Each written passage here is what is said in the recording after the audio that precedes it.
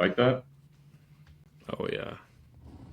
All right, welcome back to another episode of React to Content. We have a fun one, and so much has happened. We had some technical issues that made us put this thing off a week, so everything has happened. Um, but yeah, sorry for the long break, but we're gonna find an excuse to talk about the NFL. We're gonna talk all about the NBA playoffs, which is in the conference finals already. Seems like just there's light years, crazy fast, but. Yeah, we'll make a list and we'll tell you that you should love what you have. Let's do it. React to content. All right, ladies, gentlemen, lizard people, whatever you are, wherever you're watching, welcome back. It is May 20th, and happy birthday to Ennis Freedom, aka Ennis Cantor, NBA center, 6'10", 250, according to basketballreference.com. So big boy. I'm surprised he doesn't weigh more. That's a big fella. Yeah, I mean that might have been his rookie numbers, dude. I don't know. You know what I mean? How, Yeah. how often they updating his height and weight, and he's also been out of the league for a while. I mean, his last year was Yeah. 2022, so Yeah. he's, Yeah. yeah, probably a bigger boy. Probably, maybe he takes care of himself. I don't know. Either way, big fella. 33 years young. Yeah, good on. Yeah, I mean, it kind of seems he hasn't been in the league for a while. I feel like he still probably has something left in the tank. Yeah. I think so. I mean, I don't know. His stats weren't very good towards the end, but I Yeah, think the consensus is that he kind of got blacklisted after all the I don't know if you want to call it political stuff or whatever, but he's actually like a human rights advocate and yeah, an author and junk. So yeah. He had other things on the burner during his NBA career, but. Well, I mean, 11 years in the NBA, dude. Drafted third overall, Utah. Went to OKC, played for the Knicks, Portland, Boston, which is I actually remember him as a Celtic, but I think that's just like a recency bias. But his best season in the league, in the Knicks, which was maybe a one and done. I'm not entirely sure actually, but anyway, 14.1 points per game, 11 rebounds, 1.5 assists. Not bad. I mean, for a big guy that's kind of yeah, that was good ball player. yeah, he was a good guy. More importantly, he was a WWE champion. For real, I did not know that. They have some stupid belt that they give to like people that aren't wrestlers. It's called the 24/7 championship, where like it can be like won or challenged at any time or something. I don't know. But That's but cute. he was the WWE champ, dude. Nice. Well, I mean, happy birthday, Mr. Freedom. Happy birthday, and congrats on your NBA career and your belt in the WWE. That it sounds like you definitely earned and will keep forever. For sure, dude. For sure. HBD. The Yeah. our alternate, I wanted to say, Marshawn Latimer is also so whatever. Happy birthday, Marshawn. The reason I didn't want to do him is because he won Defensive Rookie of the Year over Tre'Davious White back in the day, and Yeah. it was total robbery. And ever since then, I do not root for that man. Even though he's a really good player, no disrespect, but Yeah. I mean, I like kind a of good like the grudge Bon too. Jovi situation. You wrong me once when it comes to the Bills. Yeah, dear. I love that. I really do. Well, I mean, I guess happy birthday, kind of to Marshawn Lattimore as well. Then I don't know, Yeah, maybe yeah. I'm still on this whole, the very prominent sides that you have to choose. I'm Team Mike Evans, just so everyone knows. I'm glad. I'm glad. Thank you. Good call. Way to pick a side, dude. Dude, but I mean, so you brought up grudges, and we're just gonna roll right into this, dude. hear me out. Okay. The King of Buffalo, the Prince, should be on Buffalo fans' bad boy list, I think. He's on the naughty list. I don't. Okay. I don't believe you. All right, well, hear me out, dude. So, little history lesson. I think, original owner, you would know more than me, but back in 2014, Ralph Wilson passed away. Junior. Ralph Wilson Jr. passed away. Yeah. Okay. R.I.P. So, the Bills, oh, who's going to own the team? Who's going to own the team? And Bon Jovi was one of the guys that was trying to buy the team, from what it sounds like. And it sounds Yeah. like Buffalo erupted into fear because his business partners were all Canadian guys, and the idea was he was going to move the Buffalo Bills to Canada. So that happened, right? Bon Jovi is everyone in Buffalo's enemy. Yeah. He's your enemy, right? Yeah. Yeah. Fuck Bon Jovi. Pardon my French. Okay. Well, Josh Allen's wife, I'm going to call her the Princess of Buffalo. Queen. This lady is doing commercials with Bon Jovi. She's getting into cars. She's getting into a car with this man, singing songs with this man. That's risky. That's your enemy. Josh Allen needs to probably, I don't know. I don't know. I'm just saying, Hick, he should be on some bad boy lists. Like, if this is Christmas time, lump of coal, in my opinion. That, that's a funny one. It's the first time hearing about it, so it's scandalous. You should have called TMZ. You know, this is big time, but I don't think I blame Joshua. You know, in this day and age, Haley, you know, she's a girl boss, dude. She's making money. I will say it's risky getting in a car with Bon Jovi. He might involuntarily move her to another place.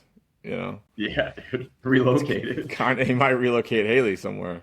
You know, Turn into like a John Krasinski sort of savior movie. Josh Yeah. Allen has to get all kitted up and go save Haley from Toronto. Yeah. So I guess for Haley, those are two bad decisions.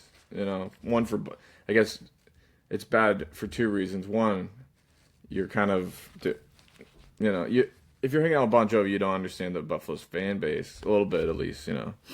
Yeah. But even worse is the fact you got in a car with Bon Jovi, knowing his history. That is alarming. Serious. Yeah, she might not have the best instincts, dude. Yeah, I mean, so I know obviously women are free, they're powerful, they can do anything they want. But do you think that maybe Josh Allen doesn't even know about this beef? Like when he inevitably hears this, that back in 2014 when Ralph Wilson, the owner, died, Ralph Wilson Jr., when he died, do you think he doesn't know any of this stuff? Josh Allen isn't a Buffalo Bills historian, and if he is, then maybe he's trying to mend this relationship and get people back on Spotify listening to Bon Jovi. Maybe it's a kind of like mend a wound thing, but either way, dude, I think either he's trying to mend it or he didn't know, and I don't know what to feel about that. Prince of Buffalo. That is tough. I think what I do know is Josh Allen cares a lot, I think, about the fan base, and he really wants to win for Buffalo.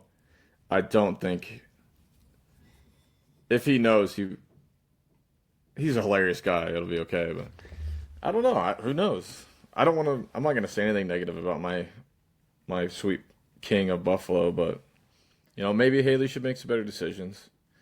Yeah. Yeah, I mean, I'll say I think I Josh saw her Allen's in a commercial today. Sorry. yeah, dude, it's like a State Farm commercial. Like I said, she gets in a car with Bon Jovi. It's like, and they're pumping it down my throat. When I'm watching playoff basketball, I'm seeing this commercial like over and over and over again, and the whole time I'm like, isn't Bon Jovi like the bad guy? But anyways, whatever, man. I mean, I guess this is how things happen. Maybe the wound is getting some like hydrogen peroxide poured on it, and Yeah, maybe this is a Band-Aid. Maybe this is a Band-Aid situation, you know? Like Donald Trump was in China this week or last week, you know? You gotta keep your enemies closer, you know, keep your enemy friends, whatever that is, you know? yeah, I know what you mean, dude. But I guess I'm a Green Beret. If Roma Lynn came home from the gym and was like, "Yo, I met this like really like awesome like Marines," or she's like, "Oh, dude, the Marines do so much cool stuff," I'd be like, "Shut up. Which side are you on?" We're better than them. Yeah, that's that's fair, but that's not the same thing. No, That's it's not the not. same at all. It's not the same thing at all. But I mean, yeah, you gotta choose a side, and unless this is a band-aid, a medical procedure for, if you will, for the relationship, then I'm here for it, I guess. But I'm just saying I'm gonna post it all over Reddit and try anonymously and try to get Josh Allen on the naughty list, and then maybe you guys will trade him to Vegas. This is all playing the long game, dude. That's not gonna work. But I actually am gonna push back. I'm gonna take this opportunity to say it's time to bring the two sides together, you know. Bon Jovi and the Bills can exist together in harmony. I'm gonna go listen to a Bon Jovi song. First time in 10 years. I'm gonna go listen to a Bon Jovi. Nice. I guess it's working, dude. It's Yeah, working. it's working. The medical procedure worked. The transplant stuck. You got a See? new heart. Now you just made Haley look better. She's out there freaking closing gaps. Yeah, I mean, good for her, I guess. Yeah, I guess all it took was the Princess of Buffalo to get into a Queen. car, Queen of Buffalo, get into a. I mean, is Josh Allen the King of Buffalo? That's not what we're talking about here, is he? Because I mean, you guys have an owner, and you guys have like, uh, you know, other stuff. Yeah, I would There's say other stuff Josh. there. What about the guy that makes? What about the guy that makes all those fucking tables, dude? He's not the King of Buffalo. He's just a carpenter you guys take for granted. Yeah, I said granted. Yeah. Kings had jesters, dude. Yeah, Okay? you're right. Yeah, you're right. All right, I think that's enough. Maybe he's not on the naughty list, and for other people to decide. Still gonna post all over Reddit. Yo, I'm gonna leave him off. are you guys seeing this? I'm gonna leave him off the naughty list because he would have to do something really, really bad for me to even care. Like really bad. Yeah, He would have to do something that He'd I have can't to- even say for me to you like. have to like lose a game when he has the lead in like 13 seconds. That's not enough, probably. It's not his fault. Anyways, I'm just kidding. It's not his fault. Dude, all right. We'll stay. And do you have a hear me out? Yeah. Well, because of last You week's. can save it for impromptu, like when it's that time. If it's about basketball, whatever. Up to you.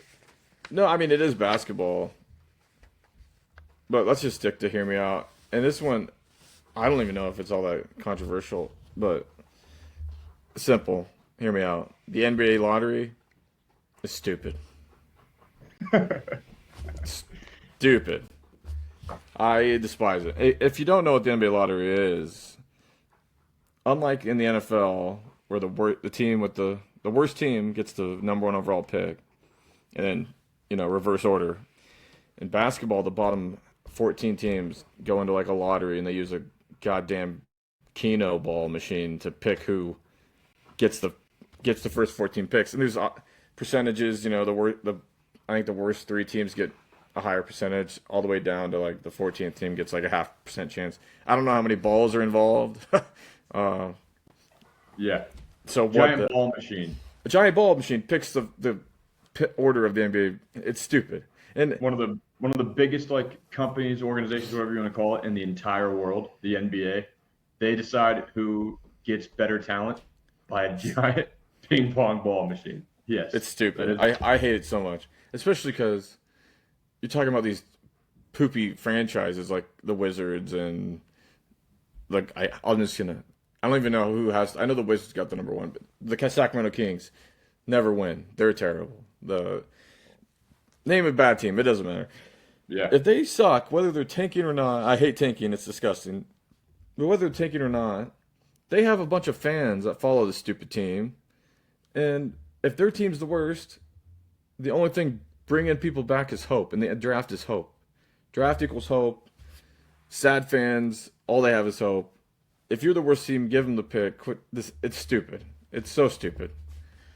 I kind of agree, but at the same time, like if you are a bottom three team in the league, I'm not. Yeah, you're probably right. But if the same argument could be said about like the third worst team in the league. Like if you are that shitty, you deserve like just because you didn't tank as well as the Utah Jazz, so you don't get the first overall pick. Dude, I totally hear you that it is a stupid system, and it's probably simpler just to have the the worst team, and so on and so on and so on. Just get that. It makes more sense to have that be the draft order for sure. But because tanking is so like actually possible in the NBA, like you can't tank in the NFL. You could purposely call like terrible plays and you know what I mean, but then you're not gonna have a job. Like there's 53 roster spots that guys are like fighting for. You can't anyways, you can't tank in the NFL. The NBA you can tank. And the Jazz proved that this year that you can tank. You can pull your boys in the fourth quarter and you guys have there's no chance that you're going to win a game without. I mean, there's obviously still a chance. I guess these boys come off the bench and just continue to crush it. But I get it. It's a really stupid system, but I don't know how to fix it. I guess your idea of just going normal, worst record, on and on and on. But Yeah, I kind of like that it's so stupid. It's kind of fun that it's that stupid. it's funny, but not in like a good way. And I get what you mean. Like you could totally tank, but like, so do it like everyone else does it. The worst team, reverse order. But before the draft, the NBA and their billions of dollars just has like a review. Like every team gets a full review on like tanking scenarios, and if you pass the tank review, then you maintain your spot. If you don't, you lose your first round pick. I don't know. Yeah, that's not bad. Maybe they should have to like actually compete for it instead of this ball random stuff. You know what I mean? Let's gladiator up. Every like the top the worst whatever it is like 13, 14 teams in the league are in this bubble machine or ball machine. Yeah. Instead of that, let's get some competition going. You know what I mean? Fight to That would be hilarious. Dude, it would be sick. Like a 3-point shootout, but with all the shittiest teams in the league. But that'd be worse too because, dude, I mean, so yes, this whole thing is dumb. But justice was served this year as far as like what's right in the world. Because OKC, obviously they earned that pick. They are a juggernaut. That's not their pick. I don't even know who it freaking belongs to, but they're picking 12th. And because of this stupid ball machine, they theoretically could have gotten the first overall pick. And they don't deserve that. They don't deserve that at all. That's scary. They already are way too good. Yeah, but I guess that makes that particular thing fun, but the NFL could like if the Bills could trade right now for the Cardinals and it could very easily become the number one overall pick and the Bills could go win the Super Bowl, but that's just Yeah. You're right. That's a different situation. I guess it's just a beautiful thing. They didn't somehow. That is beautiful. Yeah. They'll probably still crush that. They'll crush that pick probably and end up they'll keep being way too deep and way too good for anybody to compete with. But yeah, you're right. It's stupid, and I think they should change it. And it seems as though Adam Silver, who is, say what you want about the guy, is open to change. Like he is, he's adaptable. Do people dislike him? I don't know. I think everyone in the NFL dislikes Roger Goodell, which honestly I don't really get that either. No, I think it's just a funny bit at this point. I don't even think that even. Yeah, I think that I agree, but I've never heard anyone be like, Adam Silver's an idiot. I bet Adam Silver eats cat poo. I've never heard anyone say that. Yeah, I think last year when Dallas got the first round pick after trading Luka, which still doesn't make any sense, but I think that might have been the first time where people were like, maybe not the first time. That's probably one of the times where they're like, "Yo, is Adam Silver rigging this whole freaking thing? Yeah. Does he eat cat poop with Nico Harrison? Like, are they doing that together? You know what I mean?" But I'm sure there's people that have bad opinions of Adam Silver. I don't know, but anyways, I think he is open to changing it. Oh yeah, he is. So we'll see. Anyway. Yeah, I agree. It's dumb. But if it wasn't this stupid, then the Bulls wouldn't have the 4th overall pick, and I am okay with that. So I know. I knew it worked out for you, and I thought you'd be a little too biased to admit that it's stupid. So good on you. Thank you. Yeah, I am not that biased. I think it's very dumb, but I also think it's pretty funny. It's just crazy. That's how we're doing this thing is by. Yeah, it's ridiculous. Balls. Yeah, but anyways, let's get back to the greatest league in all of the world, the NFL. We had some movers, dude. we had we'll start with a very sad signing. And sad because I'm a Las Vegas Raiders fan and I want him. And anybody should be sad about this unless you are a fan of the Minnesota Vikings because Juwan Jennings is joining Jetta and Jordan Addison in Minnesota. That's not fair. What the heck, dude? What? Yeah. Are you kidding me? That's what's happening? Vegas doesn't have one wide receiver one. Minnesota might have three now. What Yeah. are you talking about, dude? That made me just so mad. I mean, of all the places he could go, he's honestly. I mean, I'm sure he got paid handsomely because he deserves it and earned it. I don't know. I didn't look at the contract up. But dude, you don't want to go be like the guy on a team. Maybe he really wants a ring and he thinks that's his best way to do it with Kyler freaking Murray. Yeah, right. But anyways, he instead of being the bona fide number one on a team, he went to Minnesota where he said he's going to be Jalen Naylor. He's going to be the third guy on the thing. I know Addison has his own issues and it doesn't like play every game, but I don't know. I find it insane and sad, and I'm biased because I wanted him bad. Maybe maybe he wanted too much and there just wasn't really the market for him. But yeah, that was odd. Good for him. I think he signed like a really modest deal, or maybe it was a really short deal. Something caught my attention. I don't remember what it was, but Yeah. yeah, that was surprising, I guess. The Vikings, I don't know how good they're going to be, but the Vikings are going to be super fun to watch, and I will be watching, dude. Like, Absolutely. you got little Kyler Murray back there slinging it to Jetta, and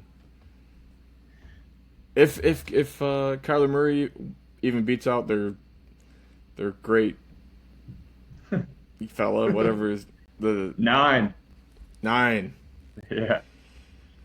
That'll be interesting. But anyway, the Vikings, yeah, super fun team. Yeah, it is pretty fun. And I guess I shouldn't. I guess I also might have got and this happens because I'm so stupid, but I think I might maybe the hype like around Juwan Jennings made me start to think that he is a wide receiver one, and maybe he's just not a wide receiver one. And I was just like, no, he could fill that role. He could be that guy. And maybe that's not how NFL teams see it, which could also be very possible because I don't know shit. Yeah, I really don't know. Yeah, super fun. I'm Super not fun. sold on the guzzling of Kyler Murray, by the way. I think like 9 might win that job. I know like, oh, Kyler Murray. Yeah. Good name. He's been in the league for a while. Hasn't done a freaking thing. Yeah. But I'm anyways. about it though. I can't wait. Like whoever wins it, I'm gonna be tuning into Vikings games. Honestly. Absolutely. Yeah, that's actually that's a content factory over there, dude. You got Jetta. You got Kyler Murray's little ass just running around, and I do want to see Kyler Murray like running around like a middle schooler behind like six, 7 offensive linemen. I want to see that. I'm just saying, like, dude, we just saw him suck. Why is everyone like, oh, this guy's great? Like, dude, we just saw him suck. Yeah. No, I know, dude. It's gonna be great. It's gonna be awesome. It's gonna be awesome. Dude. Yeah, I haven't really thought about that much. The Vikings are a fun team. Super fun. And they just got more fun with signing Juwan Jennings. Yeah. All right. Well, let's keep it to quarterbacks since we talked about Kyler there. The old man is back in Pittsburgh. Signed a 1-year deal, and the first thing I thought was, who cares? Dude, I have written down the words, who cares? It's so stupid. They didn't do anything last year. This is, like, what does this do for you? So you have Aaron Rodgers, extremely good quarterback, and still productive. He can do his job, no problem. But, like, dude, you're not – if the goal is to win the Super Bowl, you didn't get closer to winning the Super Bowl whether you have Aaron Rodgers or don't. Yeah. Maybe closer by, like, by some percentage, I guess, but – Yeah.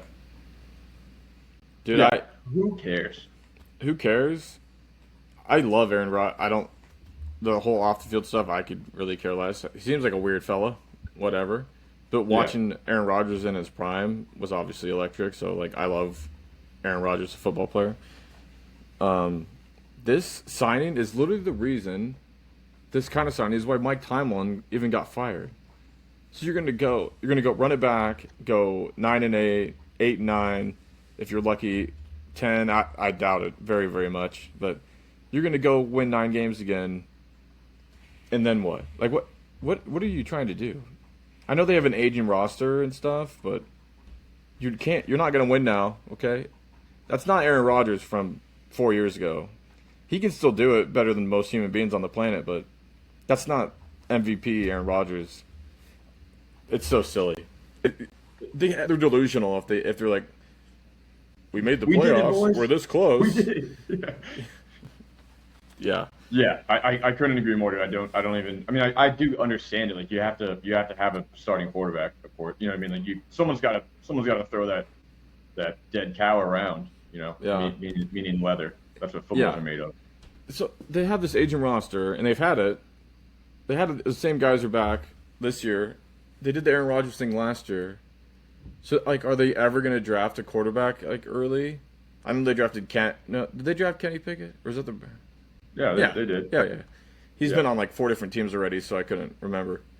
Yeah, But he was like a mid first round pick. It wasn't like this is our savior. It's like, yeah, it's Kenny Pickett. He wears gloves. Give me a break, you know. yeah. Like you just keep kicking the can down the road, and what's the point of doing this again? You're Yeah, gonna have and the if you- same result of your year. You're not gonna have higher draft pick. These guys are gonna be a year older. Like when are you gonna just admit that your team isn't good enough and stop Press trying the to button. press the button? Yeah. Yeah. Let Dude, Mason why- Rudolph out there. If you're gonna do this, if like I mean they are doing this, why even fire Mike Tomlin? If the That's what I only mean. if the goal is just to have a winning record, you have a less of a chance firing Mike Tomlin and bringing Aaron Rodgers back. Having them if their plan was to run it back, hey Mike Tomlin, I love you. We'll get Aaron Rodgers, who's probably like the same age as you, Mike Tomlin. We'll do this again. And if that's the plan, then sure, do that. If that's not the plan, like if you care about building a roster that can win a Super Bowl, dude, hit the button. Absolutely. Yeah. So again, just like you said, like why'd you fire him? Why'd you fire Mike Tomlin? Isn't it Mike McCarthy their head coach now? Is Yeah. that what they went? They went from Mike Tomlin to Mike McCarthy. What? I fucking crazy, dude. Wild, But- man. Yeah, whatever. We talked a lot about that guy for even though we both said who cares. So we'll go on to another dude. Yeah, Dude, David Njoku. Mm. He's Yeah. a Los Angeles Charger, and I Yeah, love dude. that actually. I mean, I know I'm a Raiders fan and I shouldn't root for the Chargers, but at least a little bit I root for the Chargers. I know it doesn't benefit me. It doesn't benefit the Buffalo Bills for Justin Herbert to have another weapon, a pretty good blocker, which is something that obviously they had injuries last year at the tackle position, but having a good tackling or a good blocking tight end that can catch balls at a high level, huge Yeah. for Justin Herbert. He should be pumped. Absolutely. Yeah, the Chargers are going to be good out again, but Njoku's awesome. I don't know why. He was a Browns tight end, you know, like who cares?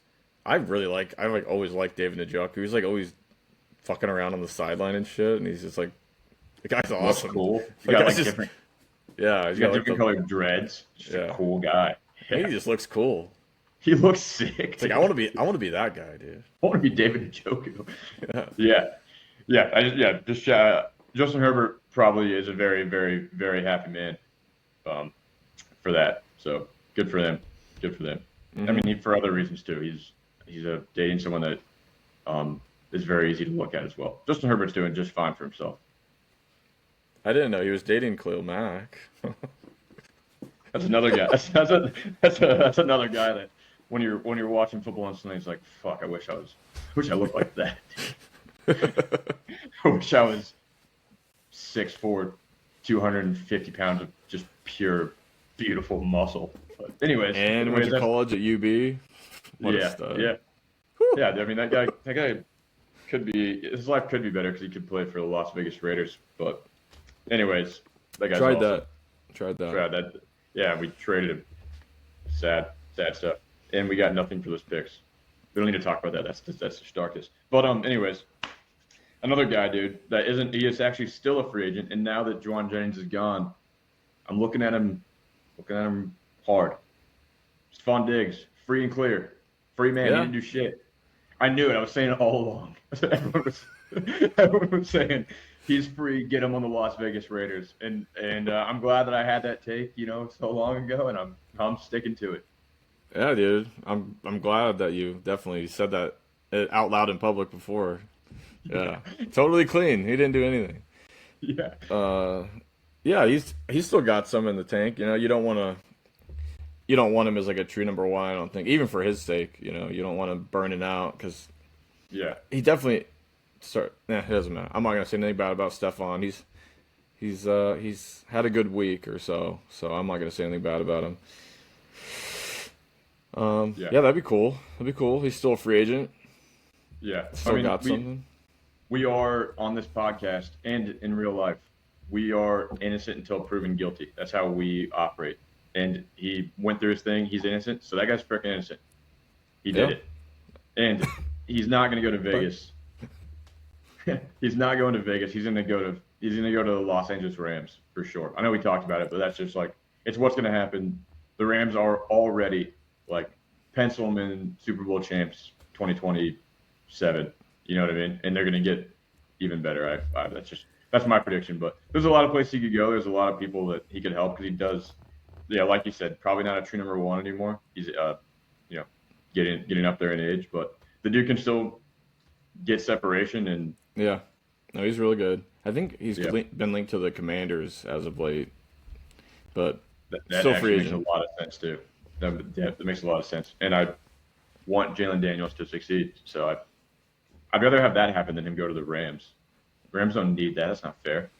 Yeah. I hope they don't get another guy like that. That'd be ridiculous. Yeah. Anyway, yeah, Stefan's out there. I didn't really look. I didn't write any free agent stuff down. Um, did you see Jacoby OTAs are getting going or whatever they're called? But Jacoby Brissett not in attendance, dude. Still holding out. He wants that paper. We got Dude, to keep talking about him, dude. That's our I want to keep talking about it because it's hilarious. And dude, similar to the Steelers who are like just aren't moving the needle. I mean, the Cardinals are in a different situation where they haven't hit the reset button, but I think they know who they are and the fact that they are a building team. hmm Still, I think kind of like incredible offensive weapons. But anyways, yeah, Jacoby Brissett wants more paper. Yeah, He has a chance to start in the NFL, and instead he is doing this. yeah, yeah. Pretty awesome. I, Yeah, I don't know what if you're the like if at what point we talk about it so often. Are the Cardinals not just gonna be like, okay, who cares, dude? Like, yeah, who they I drafted someone young? Was it Carson? yeah, Carson Beck, dude. Yeah, This is Carson Beck's team now. just send it with Carson. Bye, Send it. Jacoby. Yeah, send it Yeah, with Carson. you already like probably didn't make the best decision with drafting a running back third overall. Like Yeah, you are clearly not trying to win a Super Bowl this year. Don't give Brissett any money. Go give it to anybody else. That money that he wants, give that to somebody else and let Carson Beck either A, succeed, which would be a long shot, but obviously one of the possibilities, that's one of the possibilities that Josh or Carson Beck is the guy. So yeah, let him go play. Let him play. You already know what Jacoby Brissett is. He's what should be a backup quarterback in the league. And yeah, he's a good football player, obviously. You know what I mean? But yeah, yeah, like yeah. asking for more money. And I know we talked about it in length, like getting hit all the time, being a starting quarterback in the NFL, you do deserve to be compensated. But dude, it's just not a very good look if you're trying to paint yourself as like, yo, I can be a locker room guy, I can be a backup. Like you can't be a starter and be happy. Yeah. Why would anybody think you can come, back up Fernando Mendoza and be joyous and a good locker room guy about it? What an idiot. Yeah. Uh, it's awesome. I love it. I love it though. But oh man, I Yeah. lost what I was gonna say. It's okay. That's okay, dude. That's okay. Yeah. Yeah. I mean, whatever. Oh, Bye bye. Yeah. they're. Go on. I was gonna say they're gonna go 0-17 with or without him. So like, what's the point, dude? Dude, I don't know if I think that their offense has the potential to be like very, very impressive. And Yeah. that outlook is better with Jacoby Brissett than Carson Beck, of course. But we don't know what Carson Beck is, dude. He just made it. He just carried a team to the college football championship. So maybe he's the truth. Yeah, dude, Either who way, knows? my vote. If the Cardinals want my opinion, don't give him money. Don't give in. Don't do it. Dude, when it's like when it's late in the paycheck and my wife wants to go out on a Saturday, I tell her no. You know what I mean? Not now. We don't have the capital. Okay, so don't Arizona Cardinals do not give Jacoby Brissett that money, dude. I want the Carson Beck show. Let I feel Jeremiah it. Love play quarterback. Who gives a shit? You guys suck. If this is still going on in 1 month, I'm actually gonna flip sides just for the hell of it and be like, give him his money, dude. give, That's fun. give that man his money. I might do the same thing, dude. This whole time I didn't want Stephon Diggs, and now things change. Opinions change. All right, dope, dude. We'll stick on the Cardinals, kind of. There were five teams. So they had the NFL release their schedules, right? And I'm not gonna. I would love if you do have like certain matchups that you want to talk about. I'd happy to It's talk about. We don't. too broad. It's Too broad of a freaking thing. May, bro. Yeah. Yeah. We'll talk about it eventually, but it's May. Yeah. There's NBA basketball going on. But anyways, there's five teams that did not get a primetime thing. Arizona Cardinals, whoa. The Tennessee Titans, the Miami Dolphins, the New York Jets, and sadly, my Las Vegas Raiders. No primetime games. That's sad. And I'm It actually is sad. surprised about the Raiders one though. I'm not being biased at all. With the Rook out there, you'd think they'd want to see put the kid out there under the Yeah. lights, you know? And we all know that like they can flex towards the end of the season. I don't remember like what week exactly they can start I don't flipping know shit anymore. around. Who gives it? Who cares? But yeah, I mean, if Mendoza's the truth, and I think that he is the truth. He's the next Tom Brady. But if he's the truth, they'll get a primetime game. Yeah, I agree. It's kind of interesting. The rest of them make a lot of sense though. I don't want to watch those teams. I mean, dude. I mean, I guess we're football fans, but the Titans kind of interest me. I mean, there's parts of the Cardinals that interest me. You know what I mean? If they don't even know who their starting quarterback is, but I definitely get why the Cardinals aren't on primetime. Yeah. I kind of get why the Raiders aren't on primetime because they have Kirk Cousins and Fernando. By week 5, we don't know who the starting quarterback is going to be. I mean, right now, week 1, we don't know who the starting quarterback is going to be. Yeah. If it's Fernando, if it's Fernando and it's not because of injury reasons, that is beautiful. That's like, okay, so this guy is doing enough to be the starting quarterback in the NFL. That's sick. But yeah, I mean, the Jets, I totally get. Like, who wants to watch Geno Smith go throw picks? I don't want to watch that. Cam Ward is kind of electric. That part, the Titans kind of deserve some more attention, I think. I get so like early in the season, if it's got an NFL logo on it, I'll watch anything. Even if it's like Sunday night, Monday night, which is what we're talking about, primetime, right? Like the only thing you're gonna do is sit down and watch. And on the early in the season, it doesn't matter because there's not playoff seed and anything like that. So I wouldn't mind. I'd sit down and watch the Jets play the Titans on Monday Night Football if it's week 3. Like obviously, I'm gonna watch that. Oh, But yeah. if it's week 10. Like, what are we doing? So I think everyone should get one primetime game, but just put the losers at the front. Because at the end of the year, on Sunday night, when you sit down and there's playoff seeding and your team, don't give me them Titans, Jets. No offense to the Raiders, we don't know because if Kirky starts, you guys might be up there towards the end, but yeah, or yeah, who knows? even the kid. I'm not gonna say the kid can't do it either. Anyway. I do not want to watch the Dolphins play the Jets, or I don't want to watch the Bills play the Jets on Monday Night Football. Well, I do actually. I'd watch them, but Yeah. nobody wants to. Well, people probably want to watch the Bills because it's the Bills. Just kidding. Yeah. Anyway, you know what I'm saying. That plays quarter. Yeah, I agree. I think every team should get a primetime game. And dude, there's other teams. I didn't look it up, so I'm dumb. But dude, I'm pretty sure the Eagles have like 6 primetime games. Like, dude, you can't give one of those to the Titans. Like, Yeah, the Bills have 6 as well. yeah, I mean, obviously, you want that. You want the world to watch Josh Allen become, cook in the kitchen. I do want that for the world because watching Josh is sick. But my favorite time to watch football is Sunday at 1:00. So Yeah, I mean that's my only time here in Japan. Like I have to wake up at 2 a.m, and now that's the only games I get to watch like all the way through is the early slate. So I agree. When I'm in America, the 1 o'clock games are the best. That's Central Time, of course. And I agree here in Japan because the 2 a.m. games, I get a finish. But yeah, you're right. But give some primetime games to the teams trying. That seems kind of wild. And the Dolphins, we didn't talk about them, but they do have a clear starting quarterback that they just paid a bunch of money to be their starting quarterback. Like we don't want to you don't think the world cares about that? I care about that. Yeah. From a Bills perspective, I think they're going to be like hilariously bad at football. So Yeah, and that could very well be. But all right, so that's the terrible teams in the league. yeah, I just want to say it's hope season, and the Raiders are going to go 16-0. But dude, week 1, yeah, the NFL. That's the only things that I have written down that I wanted to talk about. These terrible teams that don't get primetime games. The week 1 slate that is obviously we don't know what the teams are going to be yet, but pretty awesome. And Thanksgiving. We'll do Thanksgiving after. But the NFL cares about us. It's beautiful. yeah. Dude, so week 1, awesome. We get the Super Bowl rematch to kick this whole thing off on a Wednesday, I'm pretty sure.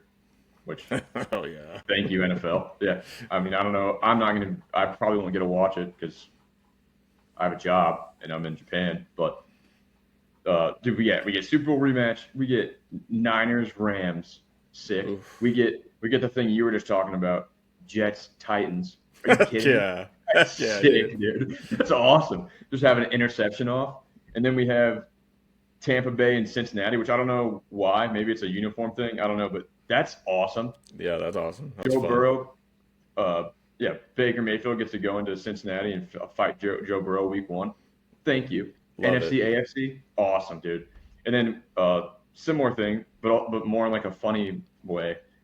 Atlanta at Pittsburgh week 1. NFC, AFC. Ew. We don't know who's going to play quarterback for the Falcons. We know he's going to throw left-handed, but we don't know who he's going to be. You know what I mean? Going to fight the geriatric. Please be Tua. Please be Tua. Yeah, I mean, either way, I don't know what number he's going to wear. Dude, you got to be tuned in the NFL this year. Because if you watch that Falcons game, unless you can zoom in and see the name on the back of his jersey, you're not going to know who it is. They're throwing the ball all wrong with their left hand, and then super fun, still fun. Like, that's fun. We get Buffalo at Houston. Yeah. I know C.J. Stroud is. I don't know. I don't know if he got space jammed or what, but That still Texans fun. defense, man. Oof. Yeah, dude. Josh Allen has to start the year doing that. That sucks for him. And But you guys will be Buffalo, fine. we can't win down there either. We lost to them. Josh's first playoff game, we were up 60-0 and blew it, and then we lost. They beat the crap out of us last year too. Like, we can't win in Houston, dude. It's crazy. Yeah. Well, curses are made to be broken, dude. I mean, the Raiders just broke their curse by drafting Fernando Mendoza. So That's true. Like in the movie Snow White. Yeah, you just gotta get a little kiss. Yeah, just a little kiss, break the kiss. Yeah, so that is sick though. I love that, and it keeps getting better. Like I'm saying all these incredible matchups, dude. We get Green Bay at Minnesota. Minnesota, Yeah. who could have a gnome back there or a walking number 9. I don't know, but dude, that's sick. Green Bay, another team similar to the Rams similar to the Bills, similar to the Ravens. Like, dude, if they don't win a Super Bowl, you're not meeting the expectations, and they get to go into Minnesota week 1. Yeah, that's awesome. Freaking awesome. Dude, after that, the Washington Commanders, I pray that J.D. McDaniels is healthy, but Washington at Philadelphia. Oh, I like that. Sick, dude. Are you kidding me? Divisional game? That sucks. The NFL, I'm just like, the NFL really cares about us, dude. And then we kind of like, doesn't have as much luster, but Cowboys, Giants. And the Giants are a fun team, dude. Like, you can't not root for Scatabo and Dart. And Harbaugh. Harbaugh's their coach, obviously likable, very successful guy. And Dallas can kick rocks as far as I'm concerned, but still, could be fun. Dak Prescott's incredible, dude. And then the last game, Denver at Kansas City. Hell yeah. Even if Mahomes isn't healthy, Yeah, it might be no Mahomes. but even if so it's not Mahomes. I'm a football fan. I'll watch Justin Fields go out there and do God knows what. Absolutely, dude. Are you kidding me? That's sick. It's kind of weird that they had that be the primetime game when we don't know if it's going to be Mahomes. That part is strange I for don't week even one. know if it's 100% if Mr. Bonix will be ready either. He had that weird ankle injury in the playoffs. Yeah, I will be. I guess I'm. That'd be hilarious though if the last game is Donks Chiefs and neither of those guys are playing. Yeah, I'm. I I'm would out watch here. the I would watch the hell out of that, dude. Oh yeah, dude. Yeah, I'm out here slurping the NFL for giving us this incredible week one, and the primetime game, like the game that all of America and most of the world is going to watch, is going to be. I don't know who the backup for the Broncos is versus Justin Fields. That could be real television. But dude, that game, you don't know who's going to start a quarterback. Give that primetime game to the freaking Dolphins or Titans or Cardinals or Raiders, dude. What the heck? That part's That's kind a of stupid. that's a great point. Yeah. What the Yeah. heck? I mean, I guess you don't know. You know who's going to start for the Dolphins and the Titans. And I guess Geno Smith is almost guaranteed. I mean, Aaron Glenn said he's going to carry him into the fucking promised land. So put that guy on prime time. And It's if he's nuts. not great, he will be hilarious. Yeah. That's actually that's Titans Dolphins week one would be hilarious. They hype it up as like a revenge game for Malik. Yeah, That'd be sick, yeah. dude. Oh, that would be sick. But that's not what we get. We get. Now I'm not rooting for injuries. I'm just rooting kind of for a prolonged recovery, so we get backup on backup for primetime football week one. That Yeah. sounds electric, dude. That would All right, so be yeah, amazing. if you have any other like games you want to plug, by all means do so. But dude, once again, I'm just talking. I'm glazing the NFL today. I guess I miss it. I don't know. I've been watching the UFL, and that football is a lesser product, and it still just makes me like, dude, please give me the NFL. I want it so Yeah. bad, dude. But anyways, so we're gonna keep talking about dude, Thanksgiving Wednesday. So the day before Thanksgiving, we get Packers at Rams. Beautiful. Dude, Thanksgiving Day, we get Chicago at Detroit, Philadelphia at Dallas. Dallas, Wow. who knows if they're going to get it or not. But either way, awesome. They're always on Thanksgiving. And then we get, and this is, dude, I'm not going to drum roll because I don't want to mess up any audio or anything. But I'm going to take a pause. We get Kansas City at Buffalo, Thanksgiving. Oh my Lanta, dude! Are you kidding me? Yeah. NFL, thank you so much. And then the Friday game is Denver at Pittsburgh. We don't need to talk about that. But yeah, dude, are you kidding me? Like, Yeah. How beautiful. I'll be in a different country and have to wake up at some stupid freaking time to watch all this shit. But that's how beautiful the NFL is and what it gives me. I will wake up at some stupid time and I'm gonna watch Bears, Lions, Eagles, Cowboys, and then oh my goodness, Chiefs, Bills. Dude, oh, that's sick. That's Yeah, so sick. that's a great slate. Actually, the very first thing that I thought of when you said all those is the Packers Rams uniform combos are that's I don't like that at all. No, that is gross. I do like the Packers. I like the Packers uniforms, of course. No, I love But, them. Yeah. but those mixed with the disgusting Yeah. Rams uniforms are trash. Maybe, just maybe, the Rams will do what everybody freaking wants them to do. And Yeah, baby. it's Thanksgiving. Let's do some throwbacks and let's wear some St. Louis like throwbacks for Thanksgiving, dude. And then Yeah. depending on how drunk you get at Thanksgiving, you won't know what year it is. I love it, dude. Yeah, you're right though. That uniform matchup wise, that's freaking terrible. Yeah, that's But not a good combo. I mean, you could say the same. No, I mean Denver has great jerseys now. Yeah, But they've cleaned I it was- up. They've cleaned it Yeah. up. So that uniform, hopefully Denver does a similar thing where they embrace their heritage and they wear their throwbacks against Pittsburgh. Pittsburgh, don't wear the fucking bumblebee outfits. Just wear your normal. They Yeah. have beautiful jerseys. I'll say it. I know they remind us of the Iowa Hawkeyes, but it's actually the other way around. I'm pretty sure the Iowa Hawkeyes actually. I saw a thing the other day that the Iowa Hawkeyes took like the Pittsburgh Steelers uniforms. Like Huh. I think the owner of whatever they're called had like a relationship with the Steelers guy and like, yo, give me your concept. I need your tailor. Yeah, and I'm It's like gonna 1950. I need your tailor, sir. yeah, I'm gonna make my team look like that. and they did. But Well, that's lame. yeah, that is lame. But it should still be a.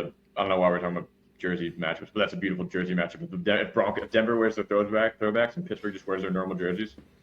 Yeah, that'd be beautiful for Shizzle, man. Yeah, dude. I mean, this. I'm not gonna go. We talked probably enough about the NFL in May, but as far as hilarious like primetime games that could have been, Week 1, the Raiders play the Dolphins. Why is that not? Why is that not? Why is that not on everyone's TV? And why don't I have the Raiders game written down? Who knows? I don't know. Yeah, You dude, know why, dude? Nobody wants to watch that shit. I mean, I love the Raiders. I love them so much. Raiders and Dolphins is not exactly, which is funny because I just said the Jets and Titans is like prime time worthy shit. Yeah, Raiders at Dolphins isn't exactly the sexiest thing. But I'm glad that we get to start the season with. I mean, last year, Vegas played New England Week 1 and beat them, and I'm like, dude, we're back. I told you, dude. Chip Kelly, Geno Smith. We did it. Pete Carroll, thank you. And that's not what happened. We only won 2 more games after that. Yeah, not a single of those. Not one of those people have their jobs anymore. So. Yeah. But anyways, I just wanted to say, Raiders Dolphins, what could have been. Yeah, I think that's unless you got anything more for the NFL, dude, we can move on to the. Yeah, I want last thing with the NFL, super random. Deion Sanders was on some podcast thing the other day. Deion Sanders, the head coach of the Prime Time. Yeah, Prime Time. He was like, it wasn't like overly egregious or rude or anything, but he was throwing shade at the Jags because they didn't like call him and ask for like help dealing with Travis Hunter, like the two-way stuff. He was just saying, why I can't believe the Jags haven't called me and like wanted my help. Like, shut the fuck up, dude. What are you talking about, dude? Dude, Yeah. I mean, yeah, whatever, Prime Time. Yeah, we get it. You did both. So I like Prime Time, but like, what the fuck? Me are you too, talking about? and I like Travis Hunter. But like, what the hell are you talking about, dude? Yeah. Go coach the Buffaloes. What? Yeah. Yeah. I mean, on that, dude. I don't know if you heard. I mean, I wasn't planning to talk about this, but you hear like Travis Hunter's primarily going to play defense, right? He's like going to be there. Dude, I don't remember. I don't know. I don't remember which side of the ball, but they were talking about it on ESPN that homie's gonna this whole two-way stuff. Yes, he'll have packages and shit to play offense. He's a CB, dude. They traded up, just so you know. The Jacksonville Jaguars traded picks to go to number 3 or to go number 2 and draft Travis Hunter for him to play 2 positions. I'm just saying it's a stupid pick. Oh, I thought about it then. I think the same way now. Yeah. Stupid. Absolutely stupid. And I did, obviously not in a recorded setting, but I thought it was very stupid back then, and I never really understood. Like, yeah, he is really good at playing corner, and he's pretty to really good at playing receiver, but he's not, like, phenomenal at either, and he can't do them both in the NFL. Like, what are you doing? Dude. If he's he would have been a not, like, great second-round pick to play one or the other. Dude, I mean, yeah, or I mean, we don't know. He might turn into, like Hunter Island and be the best cornerback in the league. I hope And he does. If he's a top 5 cornerback in the league, then that pick isn't as stupid. And if he's a top 5 wide receiver in the league, then that pick's not that stupid. He's not ever going to be a top 5 wide receiver in the NFL. I will give him that he could be possibly a top 5 cornerback in the NFL. And then that pick isn't as stupid. But they still traded up for that. They traded up to maybe have a CB1 for their team. Yeah, Crazy. We'll see. Early on, though, it looks really stupid. Yeah, really stupid. Anyways, that's the NFL, and I'll find any excuse. I'll find another excuse next week. Talk about them all over again. Maybe when we talk about jersey changes. I don't know, but yeah, we got to just talk about Jacoby for sure. But for sure, we'll just let everyone know. Hey, this guy wants money. Yep. All right, NBA. All right, dude. So much has happened in the NBA. I know we didn't pod last week because of some technical issues, but it's like last time we talked, we were doing 3-point playoffs. Like round 2 just started, and now it's all over. Yeah. So awesome. we have it was awesome. The West. Yeah. So we'll break it down. The West not as competitive. The Thunder undefeated in the playoffs, kind of what everybody expected. Absolutely smacked the Lakers. Game 4 was pretty fun, but all in all, I Yeah. mean, just absolute destruction. And dude, we'll just stay in the we'll do the West first then. The Oklahoma City Thunder. I am a hater. I can admit that. Not like the easiest team to root for. No. Like SGA, absolute failed like foul baiter. Yes, he's incredible. He's an MVP. He's like the by people that voted the best player in the NBA. Still though, like not fun to watch. Like James Harden in Houston, like just not fun to watch.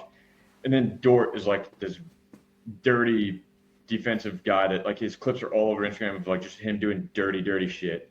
Chet is like this slender man, like always flexing around, but like, dude, you're like, yeah, you're really good at basketball. Like, dude, you're not that. Like, whatever. McCain paints his nails, which I'm not old enough to like hate that yet, but I'm sure a lot of people are like this TikToking dork. Like that's you know what I mean, dude? Their depth is incredible. They're honestly, it's like they're kind of like too good, and they like the players on their team like just not that easy to root for. It's really weird, and the NBA is kind of like built on dynasties, dude. You know what I mean? Like the Lakers, the Spurs, the Heat, like the Warriors. Yeah. These things come in waves, and I think maybe I'm just trying to push back against that. Maybe that's also what's happening. I don't know, but the last 7 championships. So we had the Thunder last year. Boston, Denver, Golden State, Milwaukee, LA, Toronto in that order. So we haven't even had a repeat in 7 years. That's awesome. It is awesome. I want that to keep going, dude. Yeah. Yeah, I don't know. The Thunder just aren't easy to root for, I guess is all I'm saying, and I don't want them to win the championship. I don't want them to win the finals. Yeah, for sure. I don't like OKC either for some reason. But I'm done hating on them. I'm done picking against them. I'll say that. I'm not gonna root for them. Like I'm not like, oh man, I hope they win. But I'm not gonna pick against them. They're absolutely stacked. Yeah. Jalen Williams, J-Dub has played in 2 of these games. They're 8-0 in the playoffs. Their second best player has played in 2 of those games. Yeah. This dude, they're too good. And Jerry McCain coming off the bench like a freaking microwave and just launching threes. That's not fair. AJ Mitchell seems like the next Donovan Mitchell. That's not fair. That's on your bench. What the heck, dude? Yeah, it's crazy. You're right. You can't bet against them. You can't bet against them. But I don't. Yeah. I will not be picking against them the rest of the way. I mean, if they get past the Spurs, whoever gets out of these, I'll be picking them to win. I won't be rooting for that.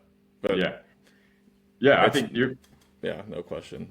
You're right, dude. Their finals is gonna start here in like an hour, I think. That's their. I know this is maybe a stupid thing to say. But I don't think so. Their finals is against the Spurs. Even if New York continues on being this, some form of a juggernaut, I am buying it that they are the best team in the East by far. I'm not buying it that they are going to give the Thunder any problems.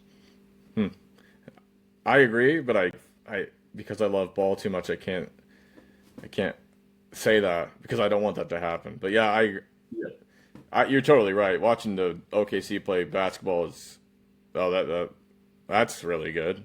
I mean, even the Knicks, they went 6 games with who were they playing? Who was round 1? The Hawks, super scrappy team. Not a lot of offense, like not a lot of like go to. Yeah. So they won 6 games with the Hawks. They smoked the Sixers, which was a whole other conversation, but watching OKC play ball compared to the Knicks is OKC is so nasty, dude. Yeah, they are. But dude, we'll stay in the West. Their opponent, the Spurs. This, like I said, this is their finals. The Spurs are also yoked. They have some boys, dude. And Dylan Harper having this kind of rookie season, no one saw that coming. Like they already had, Vassell, Champagny, Castle. Like they already had boys to play. Mm-hmm. Dude, I mean they're paying Kelly Olynyk like a bunch of money. He doesn't play unless they are throttling a team, and then he comes in with 3 minutes left in the fourth. But dude, I mean the Spurs are loaded too. This series both of the conference final series are going to be freaking awesome, I think, but for different Yeah, reasons. Different reasons, because the West is two legitimate juggernauts. Like Wembanyama, I know SGA won the MVP, but maybe the best player and like the biggest cheat code for sure in the NBA, because he's not yeah, out there trying to like jump in some weird way and land so he gets fouled. He's out there like doing reverse alley oops without jumping. Like this dude is different, bro. Yeah, dude, that series is going to be just absolute haymaker after haymaker. It's going to be freaking awesome. And if it's not, and the Spurs can't handle the Thunder, like if this series is like, dude, the East might as well just wave the white flag. If the Thunder beat the absolute shit out of the Spurs, the Heat don't need to. They're not the Heat. The East doesn't need to come to the finals. Like it's over, which kind of sucks for basketball. But that's my opinion. That's my opinion. I'll watch every single second of it. But in my opinion, yeah, like, yeah. If, I agree. If it's competitive, I will hold out hope for whatever team comes out of the East. If Yeah, it's not competitive, don't show up. Don't put yeah, your fans through that. I like that. I get it too, and I agree. I don't want to say it again because I'm a fan, and I don't want to Yeah, see OKC just walk through, but OKC's nasty. But the yeah, Spurs, they got that freaking elbow, the people's elbow they're calling him. They got that freak, and that they're a good team and they're well coached and they could do it. Who knows? I'm not gonna pick them because OKC's too nasty, but yeah. But they could do it. That's there's four teams left. The only and who knows? I mean the Pacers with Halliburton Magic took them to Game 7 last year, so we don't know what could happen. But I think that this is the finals right now here in like an hour, start yeah, of the actual NBA finals. But the Spurs can do it. They're nasty. yeah, They really are. yeah. It's gonna be fun. I mean, I think everyone would agree with what you're saying. These are the two best teams left. Yeah. Um, I know that probably makes Knicks fans mad. Like, yo, what the fuck? We've been throttling teams too, but yeah, just and I don't know shit. I'm in the army. I'm dumb as fuck. So relax, right? Like, calm down. It's good. Like, in my opinion, shouldn't hurt your feelings, but yeah, I don't think. plus, plus, I'll be rooting for the Knicks every step of the way. I'm just Me saying too. what I see is OKC and the Spurs are fundamentally better teams than the Knicks. It's not my fault. Yeah. No, I completely agree. I will be rooting for the Knicks. I mean, I'm rooting for the Cavs, dude. I know, They I did know, it. I know. Yeah, We'll get to it. transition. Yeah. No, we can go to the East, dude. So Yeah, the fuck East, the West. yeah, fuck the West, dude. We got Cavs, Knicks. The Knicks absolutely throttle pumped the Sixers. Yeah, Like and just actually, before we even go beyond that, the Sixers getting absolutely boat raced by the Knicks makes the Celtics look so fucking bad. dude, I agree. What the heck? I mean, I How know, is that dude, possible? I mean, the Sixers were doing this weird, like, Tom Thibodeau, like, play our starters 40 minutes thing.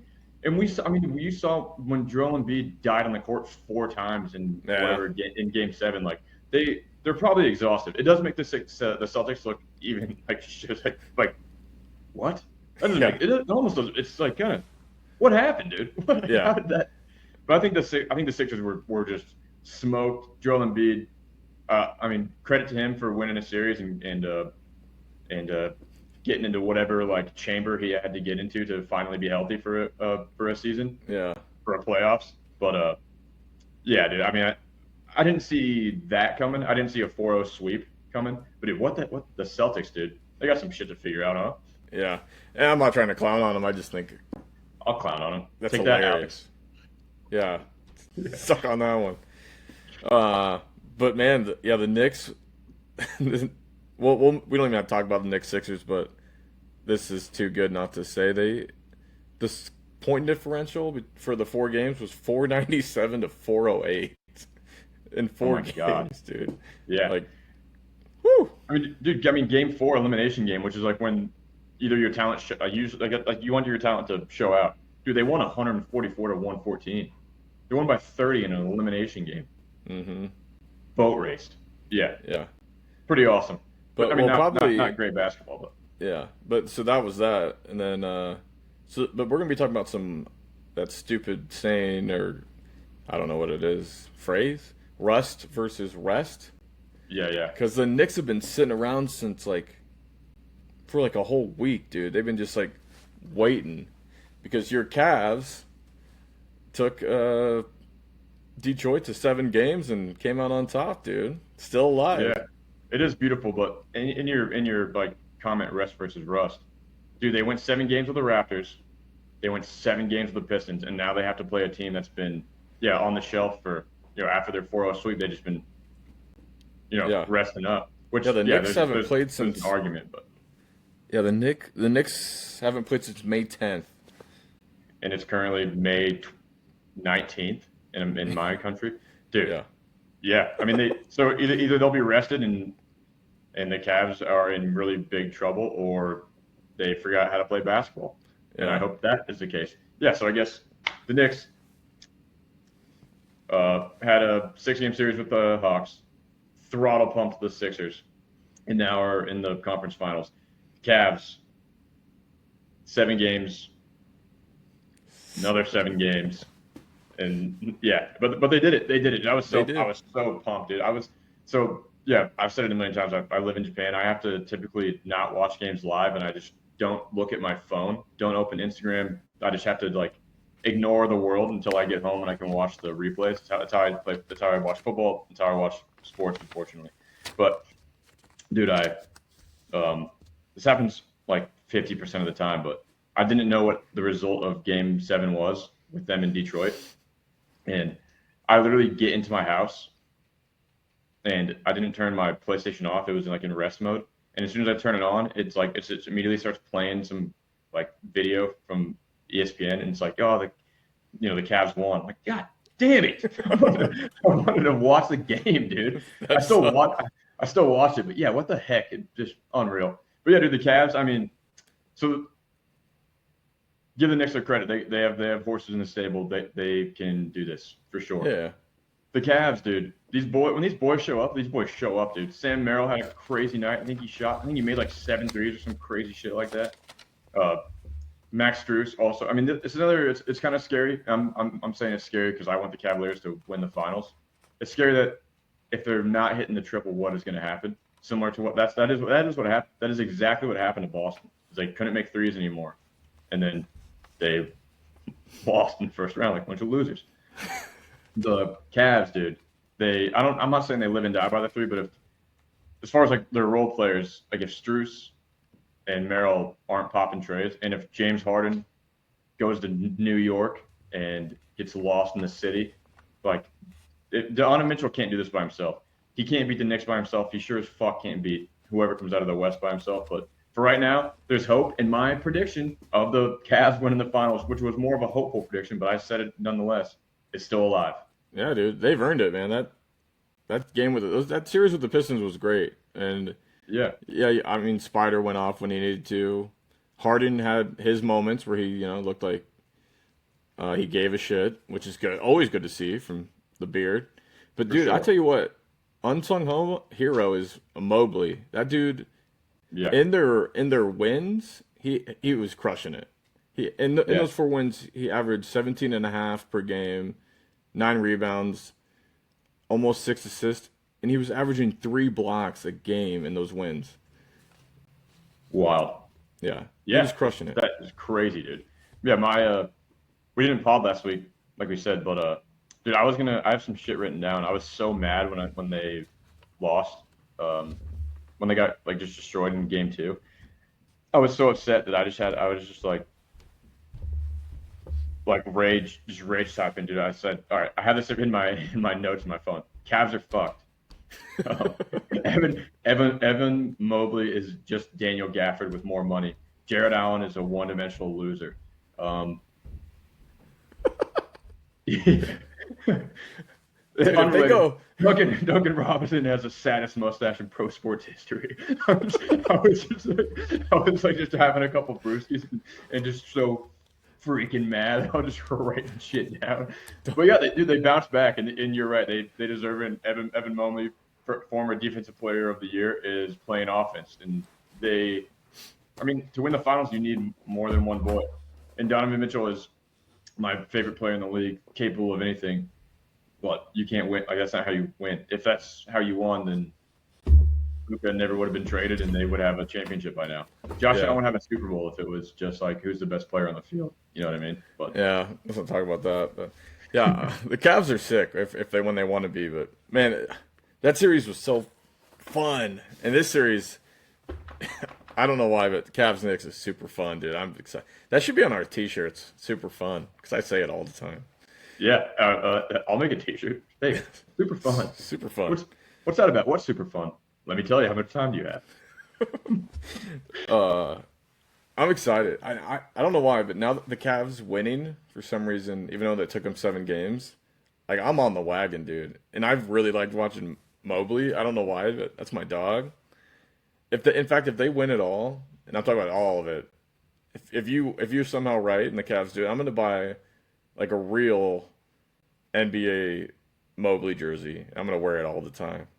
Yeah, if the Cavs win this thing, I'm gonna buy a $300 actual Donovan Mitchell jersey, and I'm gonna Yeah. wear it when I sleep. But anyways, on the jersey buying, I know you. I've told you this before, but I'm cursed, or I don't know if I'm a witch or if I'm cursed. I don't know. But when I buy someone's jersey, something bad happens. Like Mhm. I have Cleveland Farrell's jersey. I have Damon Arnett's jersey. Henry, I have Marshawn Lynch's jersey. you have rugs too, don't you? Yes, I do. Yeah, dude. I mean, but so two things. One, I think the curse is broken because I also have Max Crosby's jersey, and when he got traded for one day, I was like, damn, I am a witch. There's something wrong with me. Maybe that broke the curse. I am hoping that broke the curse. But my beautiful wife is back in the country she's from, where things are cheaper, and she was on the hunt for me. I was trying to find a Donovan Mitchell Cavs jersey because hmm everything's cheaper there. That's where I get my jerseys. That's why I have 500 jerseys. It's because I get them for $10. But anyways, she was trying to buy one or trying to find one. And if the curse is real and it hasn't been lifted thanks to Max Crosby, she couldn't find one. So Okay. which I think is a good thing because if I am cursed, if I'm a witch, if I'm tainted, me not buying a Donovan Mitchell jersey before the Eastern Conference Finals, I think is good for us. Yeah, I think. that might do it. That might do it. Yeah. I thought But you were if they gonna do get say it, something cool, like she found this cool jersey because she you have dope like weird yeah jerseys. she found a Michael Jordan All Star Game jersey. Did you buy it? She bought it, yeah. So Okay. I pivoted to that. So I did find a dope jersey, but I didn't buy. I did. No one cares about this, but I didn't buy. What I'm saying is, I might be cursed. I tried to buy a Donovan Mitchell jersey. It didn't work. So if I am cursed, the Cavs are going to win the finals. Good math. Yeah. Yeah, check it. Yep. Yeah, what's that? Pepe Silva, whatever, in Always Sunny. Like just connecting all the dots for the Mm. yeah. That's what we just did. But anyways, Cleveland Cavaliers, electric. Evan Mobley, you're not Daniel Gafford, and I apologize for saying that. But but please keep being awesome. And James Harden, stay in your fucking hotel room. Listen, you've been in New York City plenty of times, dude. Just go after. I Yeah. don't go. Yeah, go. Just please, dude. He has had some good games. He's been playing good basketball. He's still not similar to Evan Mobley. Evan Mobley just pissed me off one game, but James Harden does this thing at least twice a game. Dude, like, stop letting James Harden inbound the ball. I don't know if he doesn't care or if he's just like, I don't know. Stop letting James Harden inbound the ball. He can't do it.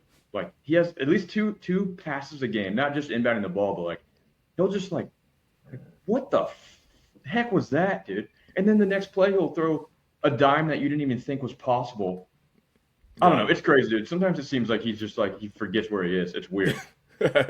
It's like he gets like super bored all of a sudden. Yeah, dude. It's like I start thinking about like, Fuck this. dude, I could be playing basketball with my boy Spider, or I could be looking at tits. You know what I mean? And then he starts like thinking about tits and just kind of pushes the ball in some direction that doesn't work. It's so weird because he's so good at basketball, dude. Dude, I know we talk shit about SGA and I'll continue to do it, but when James Harden does, this is all just biased, and I'm completely aware. But when he does his like step back fall down thing, to make a three. I'm like, nice, dude, you're back. Because that's just like vintage him. When he does it, I'm like, nice, dude, he found it. He found it. He got back in his bag. And when SGA does it, I'm like, dude, You're a piece you're, of shit. you're what's wrong with basketball. And then James Harden does the same exact thing. I'm like, yeah, dude, he's back. He's back to James Harden. It's really weird, but I do love the Cavs. We've never said that we're not hypocrites.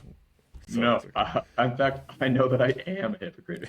And if James Harden was doing that bullshit on the Thunder or the Spurs, I'd be like, get this guy out of here.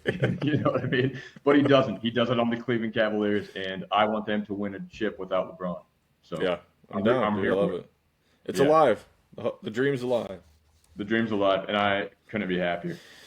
And I get that game tomorrow at 9 a.m. Japan Standard Time. Nice, dude.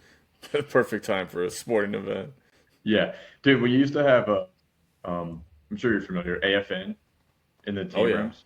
Oh yeah. So we used to be able to watch like playoff, or we used to be able to watch football in the team room, like neglect our jobs. We used to be able to watch sports in the team room, and they fucking, sorry for cussing, but AFN like changed how they do things, and it's not like a cable box anymore. It's like Wi-Fi, and because our facility is secret, we can't have like Bluetooth stuff in the facility. So now we can't.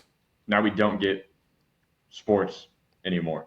So if I want to watch, anything, I have to not go to work. You know, the army is, you can't call in sick. You can't be like, hey, my tummy hurts. I can't go to the army today. So yeah, anyways, I'm just complaining and saying I don't know how I'm going to watch it, but I'll find a way. I will find a way. That sucks. Yeah, because when I was in Afghanistan, we had the AFN, and we had to like run the cord like up through the ceiling and stuff, but yeah, it was reliable. Tell you what. Yeah, I mean, dude, you need it. I'm an American. I'm serving America, and I can't watch playoff basketball. Are you freaking kidding me? But dude, AFN, I'm upset with you, but shout out, their app is sick too, so I can just kind of go outside I can go outside and watch it on my phone. But you can't watch it. You don't watch a basketball game. If you watch, 2 minutes of a basketball game, you didn't see anything. Like a football game, you can go out and like, oh shit, okay, it's a close game or whatever. But even if Cleveland's like down 20 in the second quarter, that doesn't mean the game's over, because basketball's amazing and runs happen. But anyways, yeah, watching sports is hard for your boy, and it makes me sad. Yeah, that is fucking sad, dude. Yeah, so that was Jersey and Cody can't watch football talk. But anyways, dude. So that's the finals, dude, or the conference finals. We got Thunder Spurs, should be a heavyweight bout, and we got Cavaliers Knicks, that should be more like a super fun. Probably like we'll call it like a featherweight or middleweight belt, where they're like kind of, they're gonna be a lot. I think there's gonna be a lot of points scored. You know what I mean? Like that series. They're two series that mean the same exact thing. They're punching their ticket to the finals. Two very different series. Like as far as like you're watching two like incredible juggernauts, or you're watching two teams that can score a lot of points. And the Knicks, I know they deserve flowers. I know they ran through the Sixers and -2 1-point losses to the Hawks. They've been running the East as well. So credit to the Knicks, but either way, two awesome finals. Should be safe. I really hope you eat some crow on the Eastern Conference. I've said it a couple times, but you're really like tripling down. You think the Knicks suck, dude. You think the Knicks suck. I don't think the Knicks suck, dude. I think, and this might just be fear. I might be expressing fear. I just think the Thunder are so good that this six or 7 year stretch of having a new champion every year is going to come to an end, and that pisses me off. And dude, if the Thunder win this one, Shea gets back-to-back MVPs. They get back-to-back championships. There's no end in sight. Like, they're not getting worse. They have the 12th overall pick.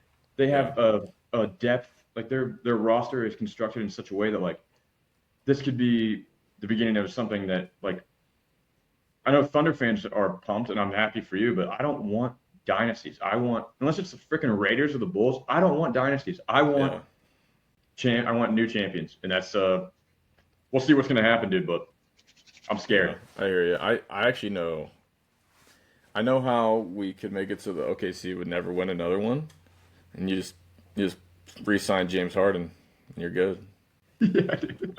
if they get the band back together, they would suck. If it was Russell Westbrook, James Harden, and Paul George, they would suck. Give me Yeah. that. But that's not what's happening. They're freaking loaded, and they're probably going to run through this whole thing. But I'm very excited. I'm going to find a way to watch at 9:30 a.m. Japanese Standard Time today. Yeah. Find a way to watch game one. But yeah, that's the NBA, dude. Tune in. It's going to be freaking sick. Super fun. I guess sports. Bum, bum, bum, bum, bum, bum, bum. Yeah, sports, dude. UFL. I don't know if you've watched any of it, dude. Wait. Continue. Yeah, dude. So, like I said, my beautiful wife is back in the country that she's from, so I've had a lot of time on my hands. I don't know how much of this UFL football you're watching, dude, but it's awesome. I know I'm not trying to plug the UFL. I'm not going to talk about it very long, so I don't want to make it seem like, oh, these are promoting the UFL. The UFL is super fun, dude. Yesterday, DTR. I don't know if it was yesterday or the day before, it doesn't really matter, but dude, DTR, who was a former NFL quarterback, this dude, the fact that he was even in the NFL is like, what was that? Dude, this guy throws. I mean, there's a couple plays. He just does some hilarious shit. This is one play where nobody touched him. He just like goes to wind back to throw the ball. He just slips out of his hands and goes 10 yards behind him. I'm like, dude, yes, that's why I'm tuned in. Thank you. And I know we talked about it before, dude. The offensive line play is so atrocious. If you put Myles Garrett in the UFL, he would get 40 sacks in a season, and they only play like 8 games. It is crazy. Sometimes, dude, there was this running back yesterday, or whatever. Who cares? It doesn't matter what day it was, but I think he plays for the Renegades. Doesn't matter, dude. His offensive line screwed him so hard on this play that he just like freaks out, takes his helmet off, and walks to the sideline. He's like, dude, I can't do this with you slow fat fuckers. It's awesome. And honestly, some of the football is still freaking football, dude. I mean, I love football. So It's fun to watch, but dude, it's quality entertainment. Like, and I know they're not trying to make it that. It's not the XFL, like it's not like that. But dude, they have a player mic'd up sometimes, so you can actually hear what they're saying. And dude, DTR also in this game like goes to the other sideline and was like, "Yo, you guys don't even want to play defense. You fucking suck," or something like. I'm paraphrasing, but dude, like it's quality entertainment. It's awesome. I just wanted to plug it. And dude, there's this kid Tanner Brown that plays for the Louisville Kings, and dude, in one game, he's a kicker. In one game, he hit from 48, 49, and like 52 or some shit. Incredible stuff. Yeah. And then he missed a 35 yarder. Like, dude, what is going on? He hit from, but the same kid. That was a different game. The same kid yesterday hit a 60-yarder. Like, no kidding. Yeah, I mean he's been on practice squads before. I think the Falcons and the Rams. I looked it up. So like when he hit these 3 damn near 50-yard kicks, I was like, dude, why is this kid not in the league? Yeah. I'm also convinced that I don't know why I'm talking so much about the UFL, but I'm also convinced that the UFL only exists as like a farm system for kickers. Like that's all it is. You don't need to. I mean, the amount of kickers drafted in the NFL, I could do the numbers. I might actually do the numbers. We'll talk about this again.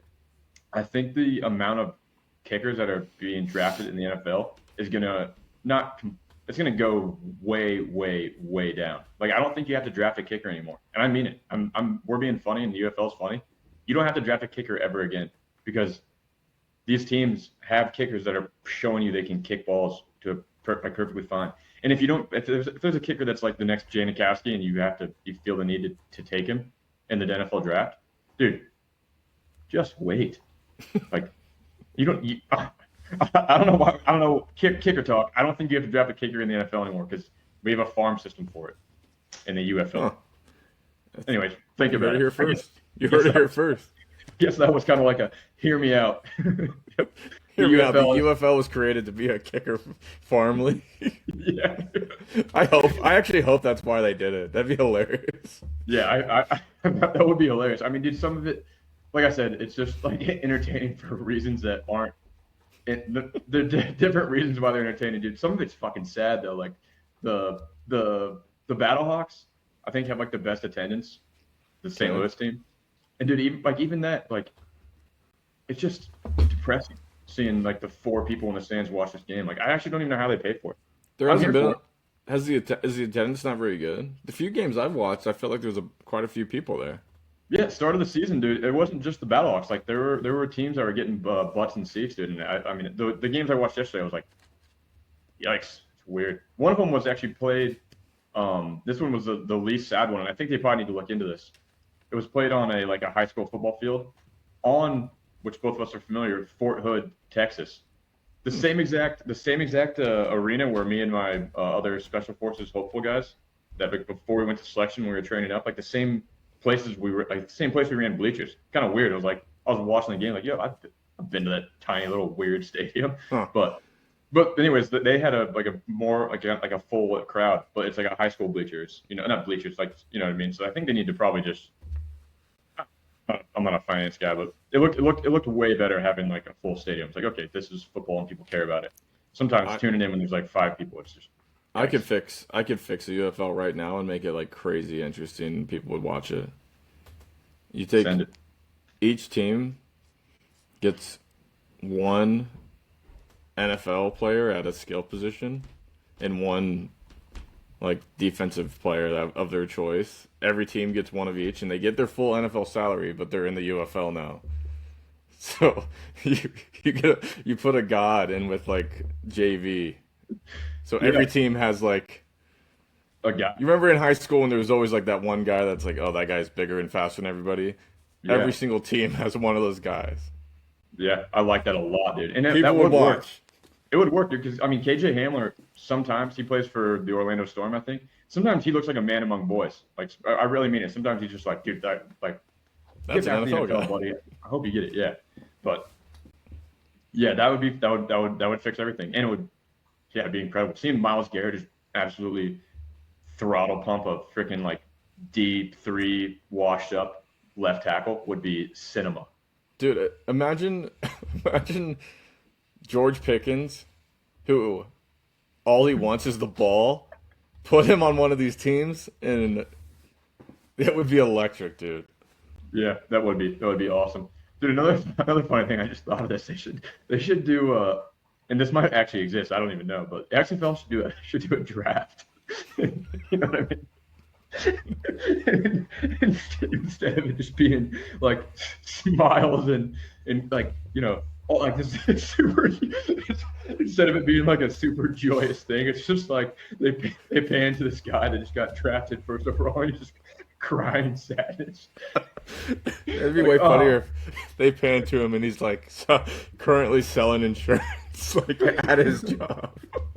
yeah, dude, they just drive through the McDonald's drive through. Hey buddy, you just got drafted to the Louisville Kings. Okay. Can I quit my job? Like, no, you still probably need to work. Oh, that's fucked up and funny. All right. Yeah, that was UFL. Um, all right, dude, you got anything else in sports? Anything on soccer? Uh, no soccer, but Sabres, Game 7, baby. It's alive. They're still going. Go Sabres. They're playing right now, Game 7. I think it's tonight, my Oh, time, okay. Nice. my life, my day, whatever. Americana. Yeah, we're not big hockey guys, but go Sabres. I kind of pretend to Absolutely. root for the Golden Knights just because of the whole Vegas thing, but yeah, go Sabres. That's all. Gold Knights are still in it too, but we don't care. We All don't right. we don't know hockey. We don't know hockey at all. Just go Yeah, Sabres. there's no point to talk about it. In fact, we should get a guy on just to educate us about hockey. We Is it? should. You know what? This isn't like the Stanley Cup. There's still like a round to go, I imagine. Yeah, yeah. Not Maybe the next Stanley week. Cup. Maybe next week I'll ask Buffalo Matt to come educate us about There you hockey. go. Yeah, cool, dude. All right, sick, dude. Yeah, we'll take a quick break and then let's get to our interview with Bronco Willie. Like and subscribe. All right, well, welcome back to another fan experience, and let's welcome on our Broncos representative, Will. Will, how are we doing? I'm good, man. Long day, but excited to talk football and talk Broncos, and looking forward to getting after it. Nice, man. Yeah, we definitely appreciate it. I guess, where are you from, and why are you a Broncos fan? Yeah, I'm from Portland, Oregon. My dad's family is from Denver. Well, they were from Illinois and then moved to Denver when he was like 8. and then they had Bronco season tickets in the 1960s. So it runs super deep. My dad was asking me by the time I was 5 years old who's the greatest quarterback ever, and I was saying John Elway. I don't really remember that, but that's what my dad told me. So yeah, it runs super deep. Never lived in Denver, but due to the connection with my dad, that's kind of how I became a Broncos fan. Yeah, I That's mean awesome. that definitely makes sense. Do you think that you had a choice growing up as like Definitely you're didn't like have a choice. I actually went to a football camp when I was like 10. And do you remember Zach Crockett, fullback for the Raiders by any chance? He was on the oh 2002 yeah. Super Bowl team. So I ended up having lunch with him at this football camp. Like I just sat with him for like 30 minutes and I was telling my dad about it, and my dad was like, "Oh, are you going to become a Raiders fan now?" And I was just like defiantly like, "Oh no, absolutely, Dad. I never do that to you." But yeah, definitely didn't have a choice. Was definitely born into it, and could never see myself flipping under any circumstance. Yeah, no, that I mean that That's makes good. sense. I love good fandom. Yeah, Yeah, loyalty yeah, is very important. runs very deep, very loyal, and let me tell you, man, that 2017 to 2023 era hurt me deep. A lot of long Where do you live Sundays talking now? myself into Drew Lock. Yeah. Yeah. Yeah, I mean I was Drew actually Lock's before fucking cool, dude. Drew Lock's Yeah, cool I as love shit. Drew. He he's a was cool so cool guy. and fun to root for, and like once every 4 games, he would unleash some beautiful 60-yard bomb, and you were like, "This is it! It's finally happening." And then he would throw like the world's most soul-crushing pick in the end zone, and it just it was so bad, man.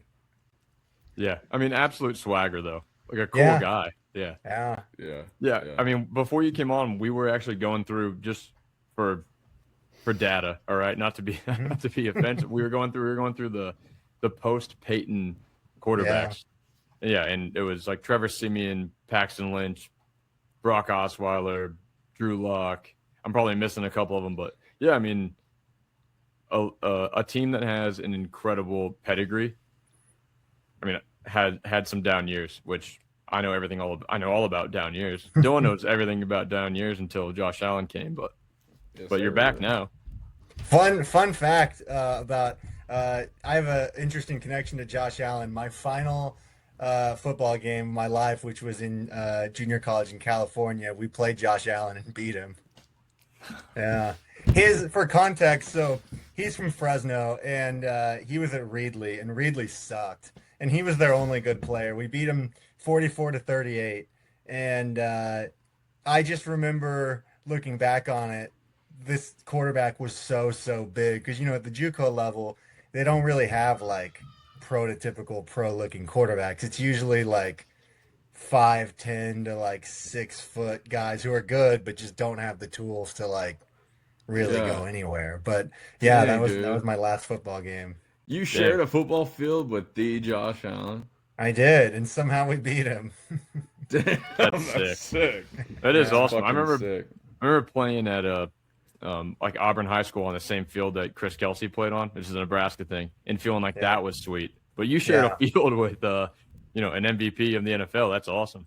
Yeah, it's pretty crazy. It's And beat him. it's uh it's pretty wild how just different life paths can get you places. Like Josh, I don't even think he was like trying to really get recruited out of high school. He was just a farm boy from Central Valley of California, and then like sometimes you're just late to the game. And Yeah. I don't know. I always think it's interesting how the best players in the NFL, it seems like a lot of the times weren't 5-star guys, weren't highly recruited.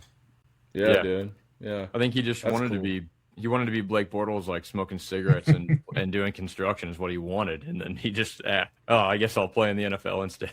He That's wanted bullshit. to be getting interviewed by that blonde girl on, I don't even, you guys know the interview I'm talking about I where know he gets up exactly. and he's like, oh, she's like, what do you do in the morning? He's like, piss. Take a piss. Yeah, that guy's Yeah. awesome. Yeah, business, Josh but is funny because you could totally see a world where he would be that guy.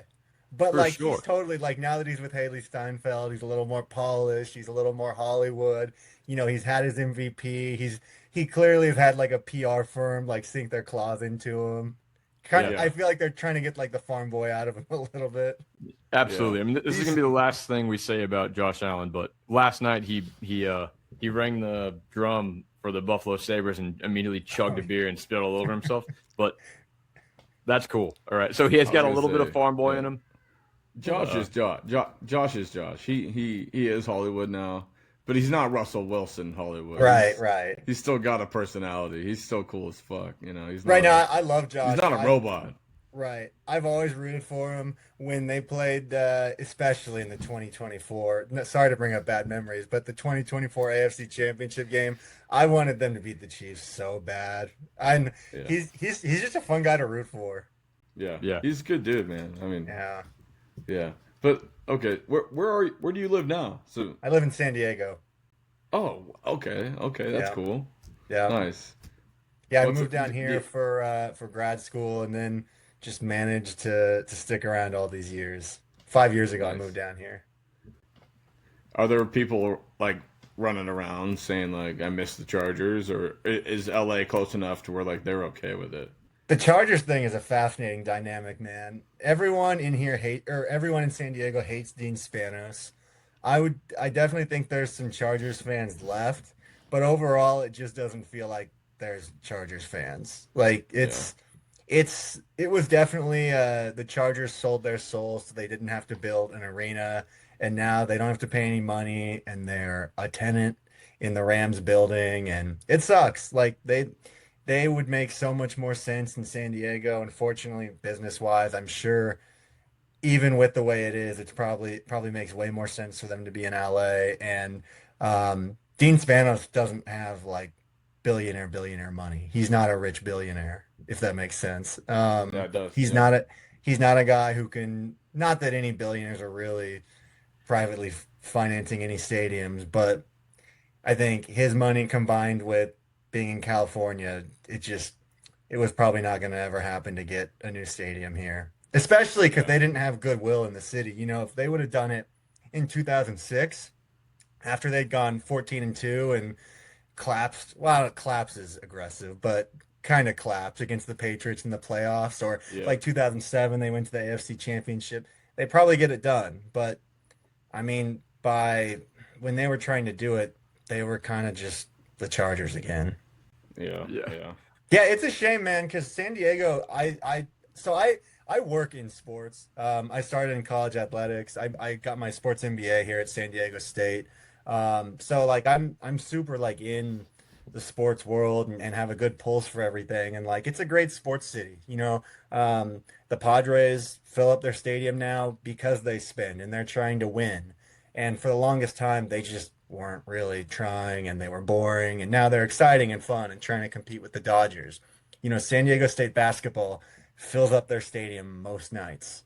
And they're, you know, perennial NCAA tournament team, but it's not like they're UConn. So like I know it's a good sports city and I've seen them support people. It's just like it's not to hate on the Midwest, but it's not like the Midwest where like there's not a ton else going on. They're generally gonna like there's no support like the support for Nebraska Cornhuskers athletics. That doesn't exist anywhere except places like Nebraska. And I mean that as a compliment. Like I've worked with basketball tournaments where we hosted Iowa and Wisconsin and those Big Ten schools, and it's just different in the Big Ten. But it's just I think for many reasons it's harder in places like California. Yeah. Yeah. I mean, at the end of the Well, day, you it's a have, like, business. Yeah. Well, they have so Yeah. much, like you said, there's so much else to do. You know, why would I go to this game when I can go, you know, smoke crack or something?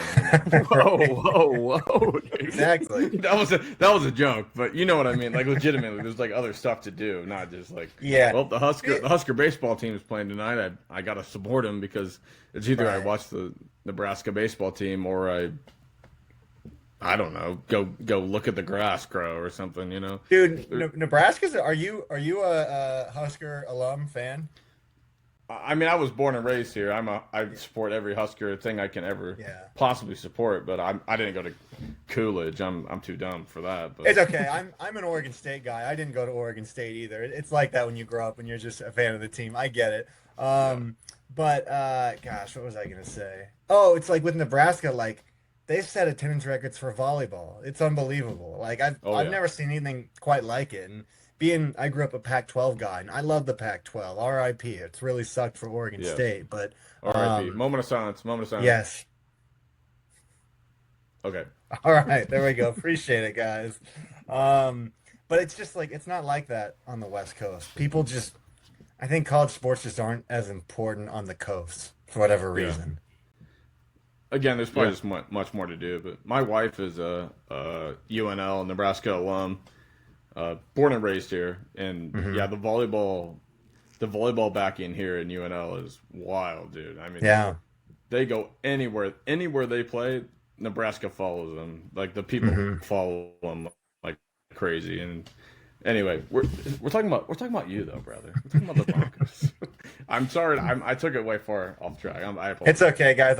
I like to talk. I could go off on pretty much any topic anytime. So probably good to keep me on course. Yeah, yeah, Yeah, just that's why guys Cody's talking here. That's why sports. Cody's here. Yeah. Yeah, yeah, yeah. So I mean, being a Broncos fan in San Diego, how do you watch on Sundays? And wherever you watch, are there other Broncos fans present in San Diego? Because being an AFC West team, that's kind of a, I mean, that's a no-no. Right.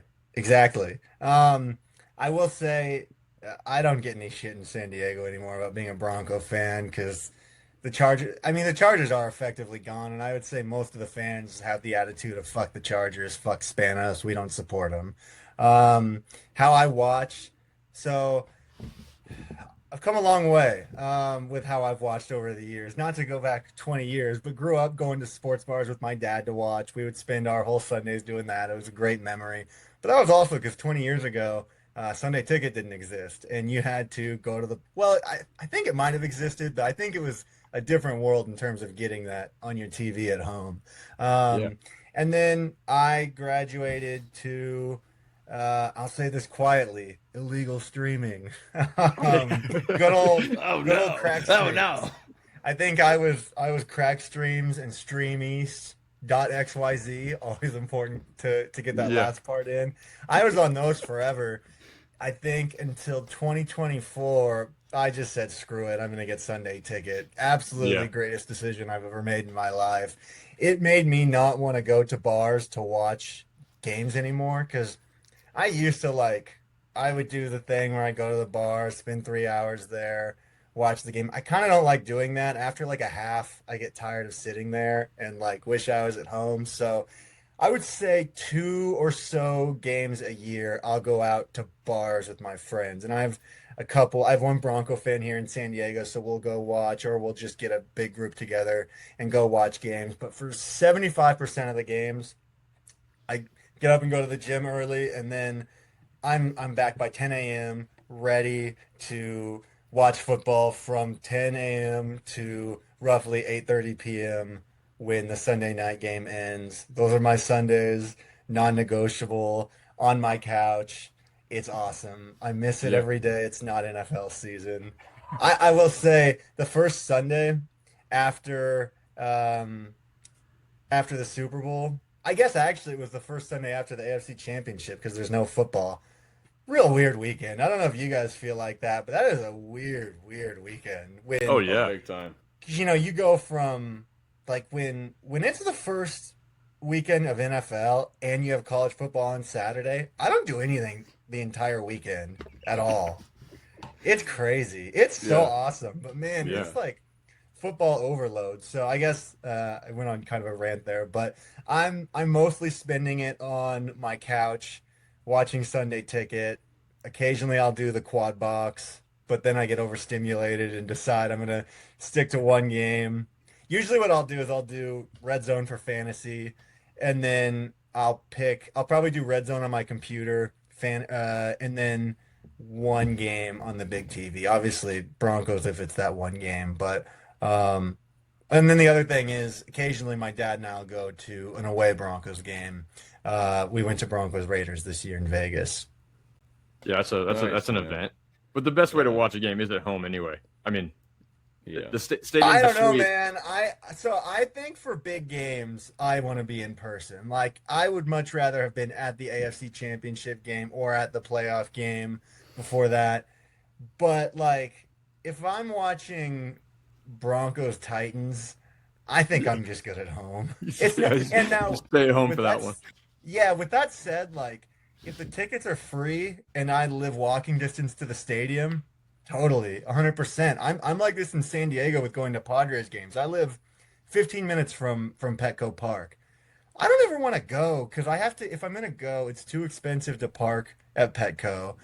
If I'm gonna do it, I have to take the trolley. It's jam packed there, jam packed back, and I don't really know what happened, but in the last 5 years, I don't like hassles. For something from 28 to 33, I don't like hassles. I'd rather just Yeah, stay home that's and just watch getting on old, brother. TV. Yeah, I guess so. Yeah, there's something Okay. about hitting 30 and you're like, all right, I mean, I'm not going to deal with problems. I can handle problems. I don't need them. I don't like crowds anymore, which is really weird. Yeah. Um, but I've almost thought about going to Padres games starting in the third inning so I can avoid the crowds. I know That's that's genius. crazy. That's It no, sounds that's old crazy, but man genius, dude. yeah, I just something about going in the turnstile. I don't know if they even have turnstiles anymore, but going in the scanner to the stadium, and it's just like a real bottleneck. I'm just like, I'm not really enjoying this anymore. And I guess I'll wrap it up with this. Like, it's not that I don't like going, it's that I don't like the hassle of getting there and back. And then like so I'm a Mariners fan, and that's because uh Seattle was the closest team to me growing up in Portland. So that's how I became a Mariners fan. My team affiliations are really all over the board. But like I didn't go, I always go in town when they're in San Diego. And I didn't go last week because I did the math. And for the worst experience possible, so taking the trolley, tickets, getting one hot dog at the game, and taking my girlfriend was going to be $200. Oh I just, man. I didn't want Yeah. to spend $200 on that. Like to No. have the highest up seats. Yeah. Yeah. I get Yeah, that and makes, you that can makes watch a it lot from of home. sense. Yeah. Yeah. I mean, as someone in Nebraska, anytime I want to go to any game, I have to travel like crazy. And Yeah. I went to Buffalo. I've been to Buffalo quite a few times. But I went last year for the Ravens game, the home opener. Oh And wow. we came back and won, and I did stay and I watched it, and it was absolutely fucking beautiful and totally worth it. But if I were to travel all the way up there, and this is not, I have traveled all the way to Buffalo just to watch them lose in sad fashion, Yeah. and that's terrible. And being at the game is incredible, but also my couch is incredible, and I can watch the Bills, and I can watch like Yeah. 5 games at once. I got a Yeah. great setup here in my basement, you know. So yeah, I think the best place to watch is on the couch, but there are exceptions. Being at the game is wild, obviously. Well, yeah, and But like college football, for example, long story. Technically, the rivalry isn't called the Civil War anymore, but Oregon State, which when the Pac-12 was around, that was a huge, huge rivalry. I would always rather be at that game, just yeah, because yeah, like those are some of my core memories growing up is the Beavers beating Oregon. But like, I don't really like when I lived in Portland. Corvallis is 90 minutes from Portland. I don't really need to go see them play Idaho State. Like, Yeah. you know? yeah. Why Yeah. waste my time? Yeah. So Yeah. big games at the stadium, that's a win. But for the most Yeah. part, the couch is awesome. Especially, If I have the money, man, a lot of this is mostly what I'm saying is just like I don't really want to pay hundreds of dollars. Like I never go see the Broncos play the Chargers in LA because I don't want to do that trip in one day. It's just a bitch of a drive and like I would rather go get a hotel. And so that means I'm paying $200 for a hotel. I take someone, that's $200 each on tickets. That's just $600 to even get there, not counting gas, food, going out to eat. It's just Yeah, dude. the Yeah. prices are crazy these days, man. yeah. Yeah, And I yeah. imagine Chargers fans feel the same exact way. Like, I'm not going Yeah. to SoFi. I'll watch Yeah. it at home. But, Yeah, and going to LA and like one of the things I don't think a lot of people realize is everyone in San Diego hates LA. Like the Dodgers Padres is a very, very bitter rivalry on the Padres side. I'll admit Mhm. it's one-sided. Coming Yeah, from a guy who definitely. like Oregon State, Oregon, that rivalry is one-sided. Oregon State hates them more, but like that is like that's like if Nebraska, obviously this would never happen. That's like if Nebraska moved their campus to Boulder, Colorado. Yeah. Like that wouldn't work. No, that would not work. What if is it called Memorial Stadium? Is that Nebraska Yeah. football stadium? What if that was moved to Boulder, Colorado? Like you wouldn't want to go to that. No, and the University of Nebraska would lose all NIL money forever. Yes, We'd become yes. I don't know, we'd join the mid Mountain West or something because can't compete Right. anymore. But I definitely want to stay Broncos oriented, but as an Oregon State guy, right? Yeah. What do you guys do? What do you do now? The Pac-12 is gone. I Where think are you? the Pac-12 is coming back next year. It's the new Pac-12. So they're adding gosh, who's it off the top of my head? So Gonzaga, Utah State, Texas State, Fresno State, San Diego State, Colorado State, Utah State. So it's going to be a new, not as good version of the Pac-12. And I think my take on all of college athletics right now, especially the Oregon States and Washington States of the world who got left behind, it's 2030. Everyone's waiting until 2030 because the expectation is 2030 is when it's all going to get blown up and we might see the Super League form. And I think the hope is if you're Oregon State and Washington State, you kill it these next 4 years. Maybe you are able to get a CFP berth. I mean, shit, it sounds like they're trying to go to 24, which is stupid. But Stupid. I mean, I think you if you can get a CFP berth or two, get basketball fixed, get back to the tournament, maybe you can grab a bid into that Super League, or it all collapses and maybe the original Pac-12 comes back. Highly doubt it, but Yeah. in all reality, Washington State and Oregon State are probably just screwed. They're really remote.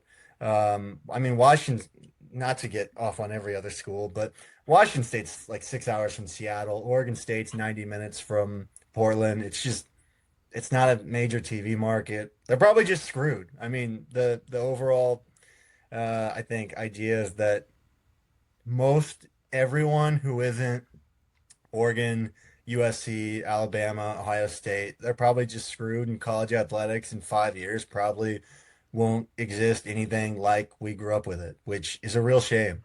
I mean, Yeah. it's really sad to me. I think college, my favorite memories growing up were through Oregon State and college athletics and Yeah. when Oregon State would spur the upset on USC and storm the field. I was at one of those. I went to that in 2006. Oregon State broke USC's like 47 game Pac-12 winning streak. It was awesome. That is awesome. Yeah. And it Yeah, college sucks too because sports. like, oh, go ahead. Oh, I was just saying college football. It's not dying, it's growing, but Right. the guys, the teams that aren't the true blue bloods are dying. Although in Indiana winning it all is great for college Yeah. sports, you know. It's But and I think college basketball is going to survive forever because they have the tournament and the way it's structured. But NIL and the money flowing around is killing college football for sure.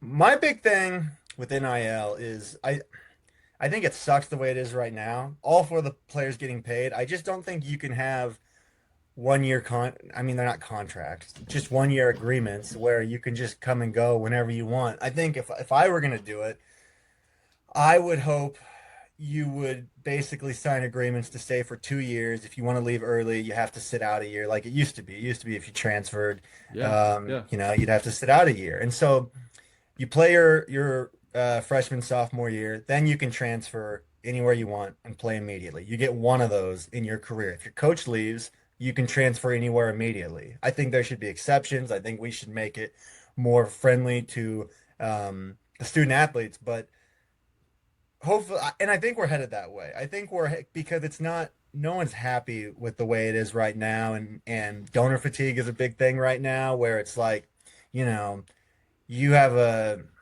I mean, so this is what I heard. I heard the Oregon Texas Tech game last year, the CFP game was a $78 million game. That's how much we're spent yeah, cumulatively on those rosters. In Oregon, for example, they have Phil Knight money. Phil Knight's not going to be around forever, and they spent $40 million and they got blown out again by yeah, Indiana. And Yeah. no Oregon fan thinks they should ever be losing to Indiana. So like I already know you're seeing donor fatigue there. yeah. Yeah, it is crazy though, because I mean teams like Texas Tech, who Yeah, dumped money into their program, uh, became relevant. Whom they generally aren't all that relevant, but right. they became a very very good team overnight because they just gave anyone whoever whatever they wanted. But like you said, there used to be a little bit of rules when it comes to transferring, and they have to bring Mhm. that back. And like you said, there just needs to be a little bit more. There needs to be some more rules as far as you can come here, you can transfer Mhm. here, but you have to commit to 2 years. We'll pay you, and those Yeah. kids do deserve to be paid because some of these Hmm. guys have no chance at the NFL or even, Right. like they deserve to be paid because I watch them on national television and I love them.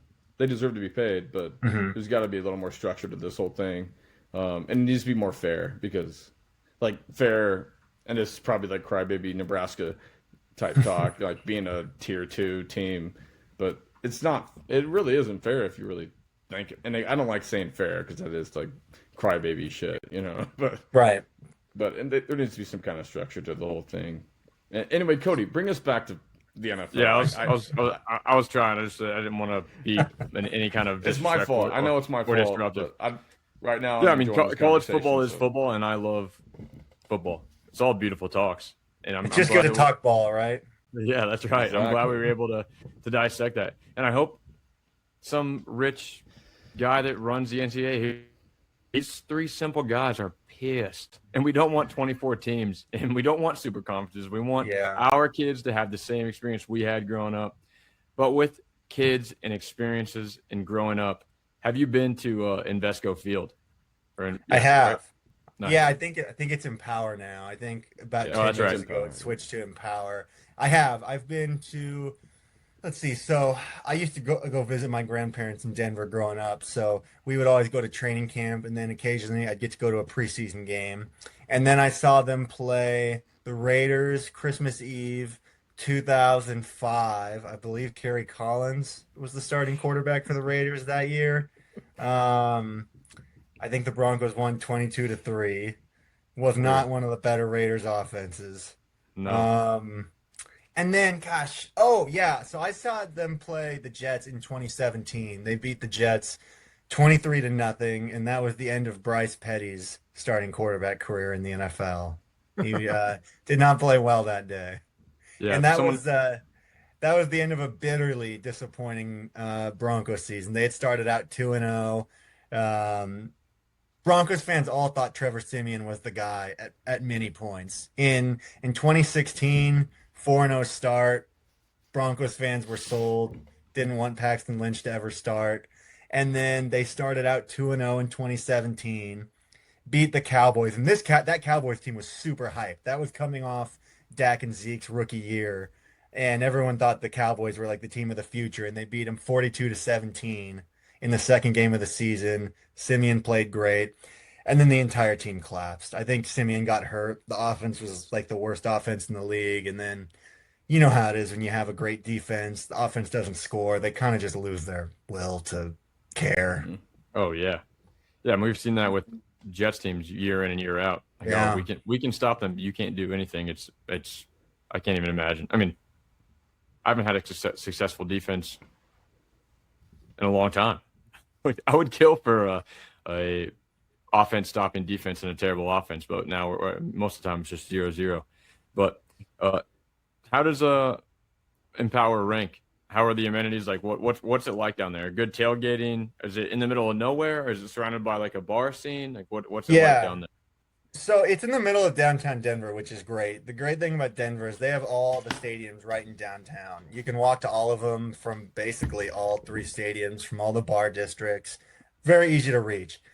I don't think Empower Field is a particularly nice stadium. It was built in 2001. It's not bad. It's just like the way they built stadiums in 2001, it was not a time when they were like putting in any particularly like awesome bells and whistles. Hmm. It's good. It's fine. I'm pretty sure the bathroom situation sucks. I don't think they have enough amenities. They're building a new stadium in downtown Denver. So, a lot of good memories there. A lot of great moments have happened there.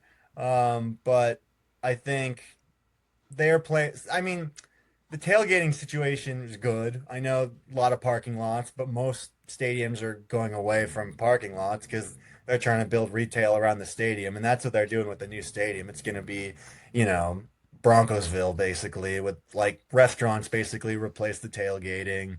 It's going to be like multi-use housing, shops, retail. So, and that's also because the Broncos want to host a Super Bowl. There's going to be a dome, so a lot of Broncos fans.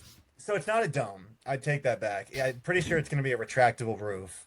So most Broncos fans hate that. I know, like, you can say the Broncos lost the AFC Championship because of the snow. I don't care at all. I want snow. Snow games are what make football football. I think the most beautiful, I'm not kidding you when I say this. I think the most beautiful sight on earth is a snow game in the NFL. It is so Preach. cool. Preach, Like, there's brother. nothing like a December evening and it's snowing in Buffalo and you get to watch Josh Allen do his thing in the snow. It's just awesome. Yeah, Yeah. it's absolutely beautiful, and it is gonna. I mean, it's not gonna go. It's not gonna go away anytime soon because Buffalo just built their new stadium, and it is.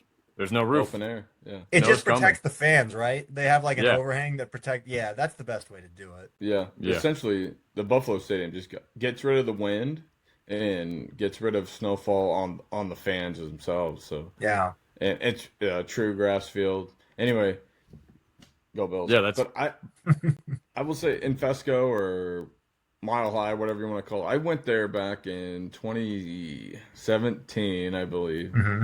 Um, and it is definitely one of those early 2000s stadiums where Yeah. it's just fine, absolutely fine. But yeah, they don't have any of the amenities and stuff like Right. not even amenities. It does exactly what it's supposed to do. It hosts football games and you can drink beer and eat food. But the modern stadiums create like an additional event around the Right. stadium, which Right. in my opinion, like what the fuck is that? You know? Yeah. But when I was there, I go to Colorado every year to snowboard once a year. And this particular year, I had that day I had just broken my ribs on the mountain. And there were these folks playing catch outside the stadium, and I like was holding my ribs and was like, toss me one, right? So they threw it to me, and then I put my hands up to go catch the ball, and I heard all of these popping sounds on the side of my body because of my ribs were all jacked up. Thankfully, I was incredibly inebriated, so I felt it at first, and then it all went away. But I like the atmosphere around the stadium right now. I think like there's some bars and stuff, and then mostly just a Yep. parking lot. But it's a good football stadium right now. The way it is it's a good football stadium. Yeah. Yeah. One of my biggest gripes with how they build stadiums now, this is one of my big time old man get off my lawn take, is I want a football stadium to feel like a football stadium. And Yeah. going to the Raiders, actually, one of my absolute favorites. So I've been to a bunch of Broncos Raiders games in Oakland. Have many, many very interesting stories, but I love the Oakland Coliseum, and I love it because it was not some beauty pageant where it's all about rich people and having suites and having club areas. It's nasty. It's grimy. It feels like a football stadium. When last Broncos Raiders game I went to, it was Sunday night 2016. This was like probably the peak of the Raiders of the last 20 years. It was awesome. Broncos were 6-2, Raiders were 6-2. And the Broncos got blown the fuck out. And and we also had fake tickets. We bought off Craigslist and they didn't scan, but they just let us in anyways. 10 other people showed up to our seats. So we were just in our Broncos stuff walking around the stadium, and Raiders fans were telling us to fuck off. Like literally like challenging our manhood, getting in our face. But it was awesome. I had no issue with it. I love that stuff. I think that's how a football environment should be. I don't think it needs to be welcoming to away fans. I know what I'm getting into going to a Broncos Raiders game, and I think that environment is what makes football football. I Yeah. agree. I mean, I guarantee I, I'm sorry, Cody. no. I mean, I went to a couple of games in Vegas, or sorry, not in Vegas. I've been to the Coliseum or the new arena in Vegas. I've never been to a game, but in Oakland, I saw a Jaguars fan get absolutely popped just waiting for a hot dog. I'm like, yo, who cares? Who's mad at Jaguars fans? Why He is got that? punched? Yeah, I saw a guy got Wow. absolutely rickety wrecked. And yeah, so I guess on that, are Broncos fans, I guess, like accepting? Are they welcoming? Do they have like a hospitality? Like, what's it like at Empower for a opposing fan? Yeah, I'm not even sure I can say much about that because I've obviously never been there as an opposing fan. I mean, you hear stuff. You hear that at every stadium. So the Yeah. South stands at most people call it Mile High. It's in fact I'm pretty sure the official name is Empower Field at Mile High Stadium. But Mm. I think the South stands are definitely known for being nasty. South stands are like the black hole of Denver. Um, I think it's just a typical place where if you're an asshole, they'll be an asshole back. I think that's usually how it is. It also depends on how contentious the game is. Like in growing up, like Broncos Raiders was always contentious. And like now, I think Chiefs Broncos is pretty contentious. I really hate the Chiefs. Like Yeah. I can't really describe how much I hate Mahomes. Um and I feel you. yeah, Preach. but like not to pile on here, Cody, but I actually really want the Raiders to be good again because I love the Broncos Raiders rivalry. It was an awesome rivalry. People have forgotten now that if you go back 20, 25 years ago, Broncos Raiders was like one of the top five rivalries in the NFL because it has a ton of historical meaning. All these AFC West teams have been playing each other since the 1960s. And like my dad I was taught by my dad growing up, I have to hate the Raiders. There's no disliking the Raiders. It's we hate the Raiders. Like Yeah. Raiders week is Raiders hate week. Like I want the Raiders to be good again because I think the AFC West is a lot more fun when the Raiders and Broncos are battling for the AFC West. I also wish they were back in Oakland, but that's a whole nother story. Yeah, yeah. I mean, I couldn't agree more. I also hope that the Raiders are good again. But yeah, I mean, for the rivalry, for the lack of pain for me, and just Yeah. I'm done with embarrassment. You know, I Yeah. want some successful seasons, but you guys just had a successful season. How is the roster, and what do you think of Bo Nix? Is he the truth? Is he the guy to carry you to the promised land? Man, I have a lot of probably pretty crazy Bo takes. Um, I'll just start out. I'll get it out there. I think Bo could totally win an MVP one day. I think he's super talented. I don't think he gets enough credit for being really athletic, good runner. I think he does a lot of the little things right. I think the thing that sticks out to me with Bo is the Broncos have had quarterbacks who put up numbers, but when they were throwing a pass in the end zone or making a big play at the end of the game, you were scared shitless. That was life with Jake Plummer and Jay Cutler. They would make spectacular plays, but my God, it was very much like watching the worst of Brett Favre with those guys. I'm sure you guys remember watching Brett Oh growing yeah, up. Like he would make some sick plays, and then he would throw that ball in the 2009 NFC Championship and cost you the Super Bowl. With Bo, I always feel at ease, which is it's a really nice thing to have a quarterback that puts you at ease and it doesn't ever feel like he's gonna just lose you the game. Um, I think I think he needs weapons, he needs better weapons, and I think they're investing in those weapons. I think they actually have too many bodies in the receiver room. I have a feeling Troy Franklin is on the block.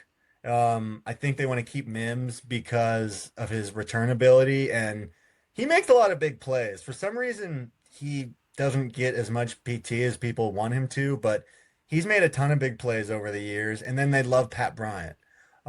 So I think there's a chance they trade Troy Franklin. Um, I don't want them to. I think it's great to have good receivers, but they have five receivers who I think are good players, and that's way too many. yeah. Troy Um, Franklin, if I remember correctly, is a field stretcher type player. yeah, he's 6'3", fast. He can go up. Definitely has drops issues, but got a lot better his second year. He was a college teammate of Bo, so they have that connection. A lot of Broncos fans go back and forth on if he's actually good. Mm. Um, he had 65 catches, 6 touchdowns, but like there were definitely moments where the That's a good Broncos looked year. like shit. Yeah, right. Second for a fourth round pick, that's already like you've hit on that if that's what you get ever in a season from a fourth round pick. Yeah. Um, but it's hard to say. He's really young. He's only 23. So, Oh wow. um, yeah, it'll be interesting to see how it shakes out. Running Okay. back, real risky with Dobbins, man. I'm glad they didn't pay the price for Kenneth Walker and I guess Travis Achan. Trying to say that right now, that'll take a while to get used to, but I'm you still know gonna they say ETN. right, right. um, I like RJ Harvey. I think he had an up and down rookie year. I think he's a guy who's just a playmaker. You can use him. He might not be a great pure runner, but very good receiver. Um, should I just go down the whole position? I can give my thoughts on Dude, each I mean, position. I'm interested because especially because the draft Yeah. is, tomorrow.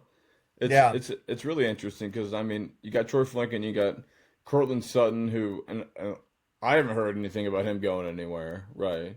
Right.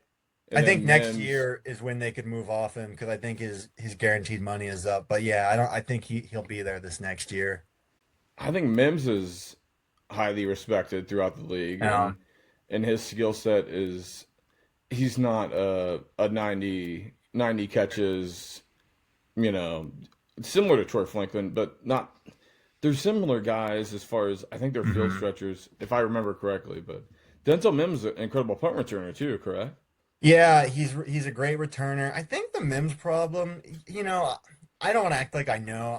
It's not like I'm watching film, but what you kind of hear and the vibe you get with Mims is he doesn't have much of a route tree. I think Yeah, he's mostly he runs go routes and he runs screens, and you're not exactly throwing him slants and you're not exactly throwing him crossers over the middle or digs. yeah, yeah. Um, so I think he's a bit of a one-trick pony, but it's a skill set you want to have. And Oh yeah. then with Pat Bryant, I know they think he's just a potential future like number one receiver. I think they're super, super high on him. I would say he passed the eye test more than Troy Franklin last year. Had less opportunities, but rookie in a Sean Payton offense, I think that'll take some time. Um, Tight end is a position the Broncos have sucked at for years. I think the last good Broncos tight end was Julius Thomas, Owen Daniels when they won the Super Bowl. Um, Evan Ingram is just not a tight end. So like I know when Evan Ingram was on the field last year, they ran 18% of the time. And so he telegraphs what you're gonna Interesting. do. Yeah. Yeah, so you're definitely passing with Evan Ingram on the field. He can't really block. Um, That's what's interesting though is Evan Ingram is a receiver playing tight end, yeah. and and yet they run the ball when he's on the field all the Yeah, time. right. No, no, no, Interesting. Only 18%. 18. Oh, Opposite. Oh, I'm 18. sorry. I'm the opposite. Okay. All good. Yeah, yeah, yeah. So they Yeah, know. The defense knows, like, oh shit, I Evan was gonna Ingram's out say that there. dude can't block. right. Yeah. Adam Troutman is the blocking tight end. He's a decent player. Most Broncos fans think he sucks, but Peyton likes him. He's a good teammate. Knows the system. And then we probably don't need to get into Nate Atkins and Lucas Kroll and Caleb Lohner, seventh round draft pick from Utah, who was a basketball player, never played football, but we'll move Hey on man. to the No, I Antonio mean, Gates. so I Antonio yeah. guess who are? Gates. Jimmy I mean, on Graham. that, on that same line of thinking, like, who are some guys that, if someone's tuned into Red Zone, it's scanned over to the Broncos game. Who are some guys that not everyone that's not a Broncos fan should look at, right? Like, who's your like CB3 or even your CB2 that not everybody knows? You know who I like is Chris Abrams Drain. He's probably she's the fifth corner because they're so deep at corner. So you got PS2, you got Riley Moss, Jaquan McMillan, and then even Jade Barron. But Chris Abrams Drain is a good player. I think he could start in a lot of places, and he's actually kind of screwed by how he kind of is just never going to get on the field with being the fifth corner. They got um, Riley Moss and McMillan are free agents after this year. You probably assume they keep one. But I think Chris Abrams Drain is a really good player. Um, it's mostly guys on defense, I would say. Jonah Ellis and Q Robinson are both outside linebackers who they like a lot. They think Q Robinson could be a star. They're actually moving Jonah Ellis inside a little bit. They want him to be kind of their jack of all trades. Because he's a really good player. He's just stuck behind Benito and Cooper. So it's a deep defense. I would say they can really rotate guys in because they have a deep defense and they've drafted really well in the late rounds. I mean, going back to the Russ trade, they didn't have any first round picks for a couple years, but they hit on Benito in the second round. Jonathan Cooper was a seventh round pick. Justin Sternad, who they just paid, I think, was a fourth round pick. Quinn Miners was a fourth round pick. So they've done a really good job hitting on some of those later picks. That corner that you referenced, is he like a nickel only, or is he an outside? I think he's an corner guy? outside guy. I'm Okay. not going to pretend to know like I know exactly how much Oh, Chris yeah. Abrams-Drain is playing inside or out, but I remember I don't know if you guys remember from Bo's rookie year, they played the Browns on Monday Night Football, and Jerry Jeudy was absolutely torching the Broncos, and it was because they were playing Levi Wallace, who was washed. I know a and lot about Levi Wallace. Yeah, he got cut the next day, but everything changed that game when they put Chris Abrams-Drain in, and so I guess I don't know where I was going with that, but yeah, Chris Abrams-Drain has always been a good player and filled in nicely for the Broncos. Nice. Yeah. I think the Broncos still run a 3-4, right? Because I don't- Benito. Right. I don't know really. I'm curious what everyone considers current defenses to be doing, because correct me if I'm wrong, but basically everyone runs their base as nickel now, right? Aren't Yeah, most I guys mean, that going that with is the current way of the NFL. the And Broncos I think it's changing though. I think it Yeah. is changing because the offense is trying to run the ball more, like Right. we grew up watching. Right. And I think that's why everyone switched to nickel. But I think it is transitioning. But so I think it was your linebacker. I don't know. Jim Leonard was on the defensive yeah. coaching staff last year, and he's now Buffalo's defensive coordinator. Mhm. And the idea is to run a 3-4, but we don't have the horses to run a 3-4 currently. But The Broncos. with Nick Benito and is it Zach Allen? Who's your Yeah, Zach. That was another one of the reasons they got good is 2 years ago they had to choose between re-signing Draymond Jones or signing Zach Allen, and they let Draymond go to sign Zach Allen, and Zach Allen ascended right into decision? an all-pro guy. How often do you find all-pro guys in free agency? Not much, man. Yeah, yeah. But yeah, the this- Broncos do have 3-4 personnel. DJ Jones is a true nose. It's going to be interesting to see how they handle losing John Franklin Myers because he was a really good yeah. 3-4 DN for them. So He got they are paid, definitely a 3-4 personnel team. Yeah, yeah. But I even think when you're 3-4 is your base, like you said, nickel is everybody's base right now. But when 3-4 is your base, that's still only like 15% of Right. defensive snaps, you know. But when you have a guy like Nick Benito that can just pin his ears back, and Nick Benito is so fun, dude. He is. He makes people want everyone to run 3-4 just because like that guy literally just can do Yeah, I whatever he think- wants. I Those think hitting on those- him. Yeah, lightweight guys that are quick and dynamic. It's so fun for football, but yeah, dude. I'm sorry. No, But, it's okay. It was huge to hit on him, I think, with the 60-second pick. And he wasn't good his rookie year, and the Broncos gave him time to develop, and he didn't become a good full I guess 3-down player until 2024. But he had to get better against the run, and I mean, shoot, you saw it in the playoff game this year. The Bills were running it down the Broncos' throats. I mean, I thought there was a point in that game where the Bills were going to blow the Broncos out because they Yeah, me couldn't too, stop brother. them at all. It was weird. It was Yeah. one of the weirdest playoff games I've ever watched. But I mean, in a 3-4, if you're playing against a really good run offense, there are holes to run. If you want to run and you have a really good running back and run scheme up front, you can get 3, 4, 5 yards every game or every Right. play. Uh, Yeah. but you got to plug in with those linebackers and be able to read and react and know when they're playing play action and whatnot, which the Bills never do enough play action. But I keep going on tangents about the Bills. It's okay. I get it. You guys just played. You know, That's it all I happens. think about. It's all I think about. No, but I mean that is awesome. Sounds like I mean you got a super deep cornerback room and a good defense again. So I guess who's the Broncos general manager and like how good of a job, at least from a fan perspective, is he doing? Like, is it this time numbered? Is he doing? I mean, you guys have a great roster, so he's probably doing all right. But from a fan perspective, Yeah, it's George Payton. He's done a great job.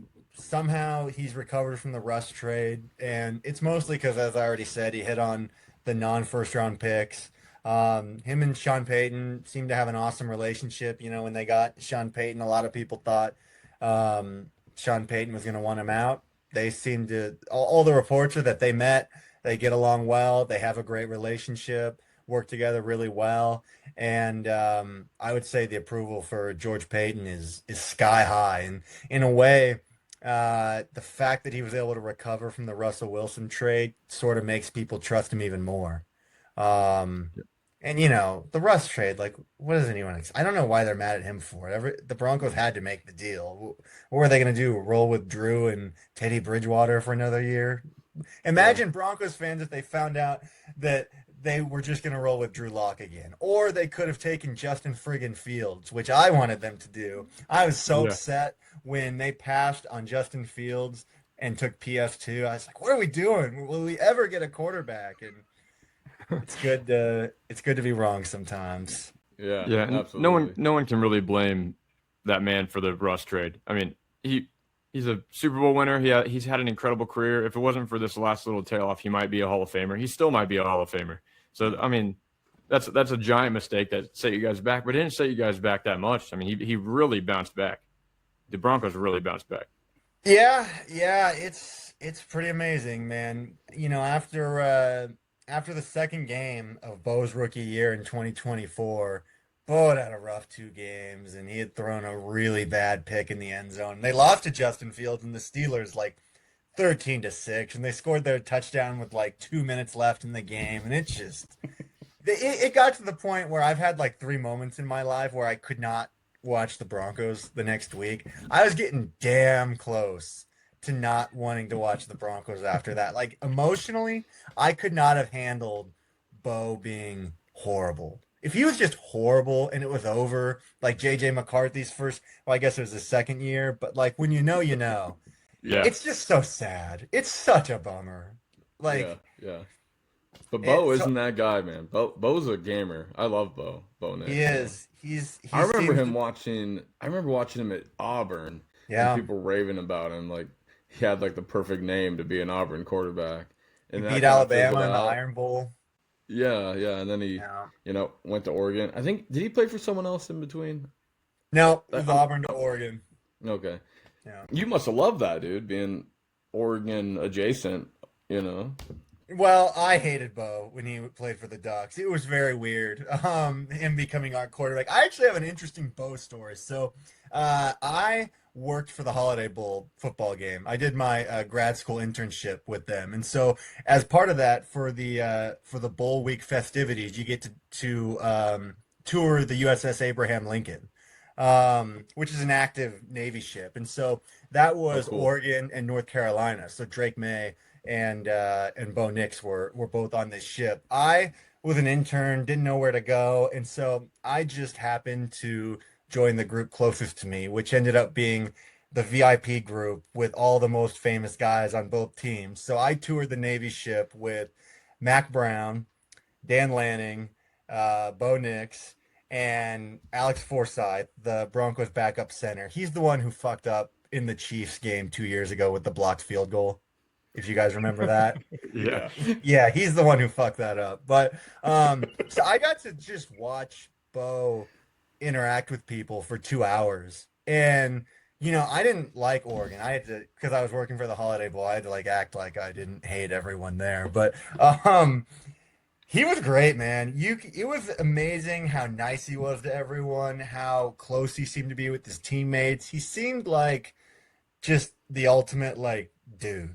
People liked him. People wanted to be around him. He was friendly. I think you can learn a lot from just seeing how people do kind of minute interactions like that. So it was just a interesting 2 hours to spend with a guy who would soon be my quarterback. Yeah, Yeah, yeah. that's awesome, man. I was actually thinking that was going to go a negative way, to be honest with you, but cause I never met Josh Allen, but I Hmm. was in Afghanistan in 2016, and Nebraska happened to be playing Wyoming.